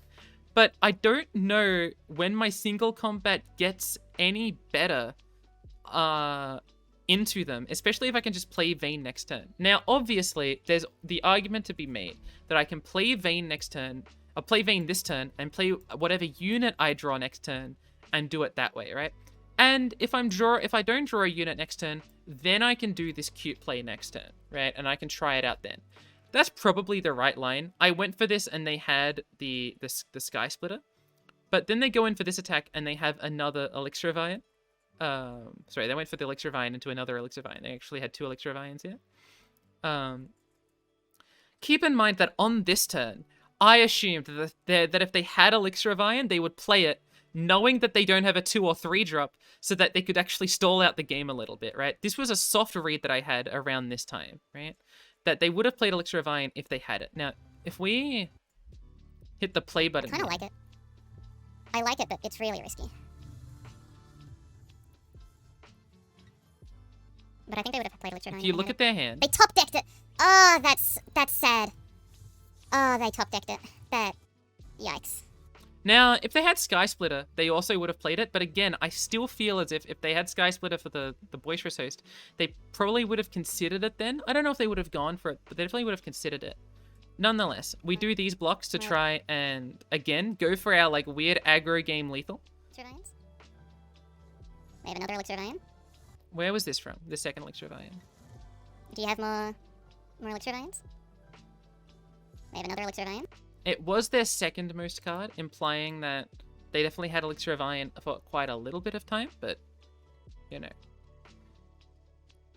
We ended up having Arcade draw next turn, so I had to develop Arcade. They ended up having Sejuani, which I think I had to accept. There wasn't much I could do against that. I did end up equipping both of these units with the Darkened Spear, assuming that one of them was going to die next turn, and so I just wanted to have the extra health. There's a chance that wasn't going to be the case, but I assumed it would be. Could argue that they're just not supposed to attack here, so I can never get a Narca, but they should probably also be fearful of me just having a big Darken, like a third Anarca or like a Stiratu or something. Or the capacity to weapon switch and get my Anarca back anyway, right? I can also single combat my own unit away to get the Anarca. I do this block, take out their thing. I'm thinking if I can do lethal here. I cannot. So we move on to the next turn. I play Anarca and they head Entomb, right? Pretty simple 1-2, right? I knew that it was Anarca into Entomb is the only way I lose, right? If they have the Entomb. If Anarca gets to pop off, I am just like quite wide and I'm able to threaten quite a bit of damage, especially if they have to play a big unit. They don't have Sejuani in hand. They would only Fury the North. And that was game. Now, look. There's a decent chance that this was also a misplay. This little thing here, right, was a misplay, right? I'm supposed to keep my mana for a future turn. I'm supposed to play my Vayne in case we draw a unit. We didn't draw a unit, so I don't think it's the worst thing that could have happened. But it definitely felt a little bit saddening to me. I could have also done single combat in this spot. This was another spot I was heavily considering doing single combat on because it guarantees the 3 damage. But I thought that I'm probably not winning if I do it. Now, that might be short-sighted, right? Maybe I was winning if I did that. If I did the single combat on this 5-2, right? I do the single combat.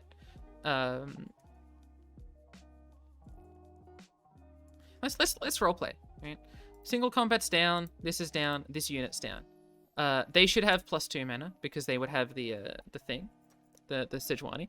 Sejuani comes down. They can equip it with the other thing if they want. They ended up using Battle Fury, but they should still have 4 mana here. They go in. I don't have to lose my RKD, but I would have had this around. Hold on. Yeah, no, because I ended up keeping this guy around, right? So if I had done the single combat, there's a chance that this unit could have been RKD, right? In the world where that's RKD, I'm still not threatening a win in this moment. Although, am I? Because I am able to open attack on the Sejuani turn. So they would be at 5 health, right? So I'd be in this spot right here where they're at 5 health and I've got an RKD here, which has 4 strength. It's still not enough, right? I can tumblety in with this unit and then still attack with both of these, but that's still not enough to get me in there. So as far as I can tell, hold on. As far as I can tell, it's not enough. Like, even though they'd be down to 5 health, which now is 4 because of the Tusk Speaker, they would still be able to block the RKD, be down to 1 based on this, and they can choose not to play the Tusk Speaker, obviously. They probably have other units in hand. And they'd still have Entomb for the Anarca, and I'd still be dead as far as I'm aware, because no matter when I go in, I'm done for, right? There's also the opportunity to go in after this play, right? So imagine still that they should be at 4 health, right? I went in with the Vayne, and this is an RKD, but then I don't have the single combat, so it doesn't matter. I can't go for this play. I think post Badger Bear Darkened Spear, there wasn't a way for me to salvage the game, even though there was the opportunity to do the single combat on the Saurian. Right? Should I have done this play? You know, I would imagine that a lot of players would say no. You know, this read of like no Electrovine's a very poor read, right? Like they're probably not wanting to play Electrovine here anyway. They're not too scared of me doing an early aggression hand. But they could have, right, to block down a little bit. They're probably expecting a weapon, right? So they're not expecting the Boisterous Host to ever actually trade into these units. So, you know, this play could be wrong. I don't know if I don't do this play, can I still win? Right? Like the what's his name? Fucking the guy. What's he doing? Mr. Combat Cook. Where does Combat Cook get the strength from? Oh, they top deck. So we can do Vayne and then single in if we really want. Hallowed. Right. This extra strength is important because it means I couldn't have done single combat during this attack, right? Like every future single combat in my mind just gets worse and worse. Single combat isn't really the card I want in this matchup. I don't imagine. It's only really good for doing like cute Morgana-esque tempo plays. So yeah. Look, at the end of the day, I enjoyed my matchups. I enjoyed the games, but I don't know if I played them to like the full extent of a perfect player, right? I'm not a perfect player, and I haven't played standard LoR for weeks now, right? I don't have much experience on these decks compared to other players, right? Rico Rex knows his decks more than I know my decks, right? That being said, it's no excuse for poor play, right? Like, I can always play better, and I think especially in this game, the Morgana, the more I look at it, the more I'm upset at myself, right? The more I felt like I was being quite clever with my attempt at trying to find a good tempo spot, and it was a good combo-y, you know, Morgana go wide spot. In reality, I should have just played very tempo-oriented and denied them from trying to do something. But I didn't know what late game I was sort of playing for, right? I can sort of stall out for a little bit, but I couldn't figure out what I was actually trying to go for in the end. Now, it would have taken less resources to go for the plan that I ended up going for had I done the Morgana on that turn, right? Would have had to lose a lot less units and feel a lot happier about things. Could have also just, like, you know, blocked in slightly different ways and give myself more units at the cost of, like, losing less of my health, right? Like, my health total, you could probably argue that my health total is way too high throughout this game, and that I should have had my health total go down lower so that I had more units on the board, right? That's possibly a decent argument. I'm sure there are spots where that could have been the case.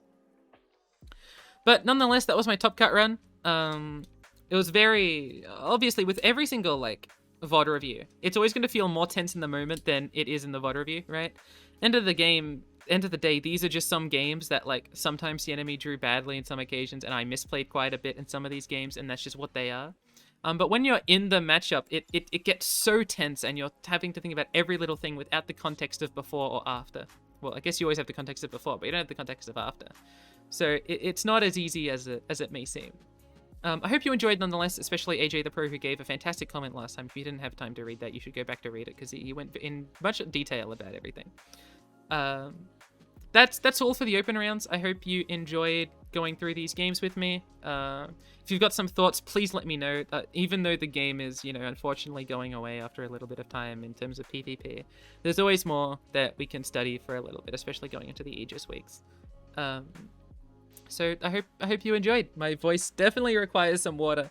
But I shall see you hopefully tomorrow for the Aegis reviews, which I'm a little bit more excited for.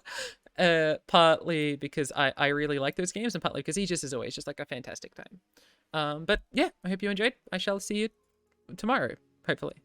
Bye.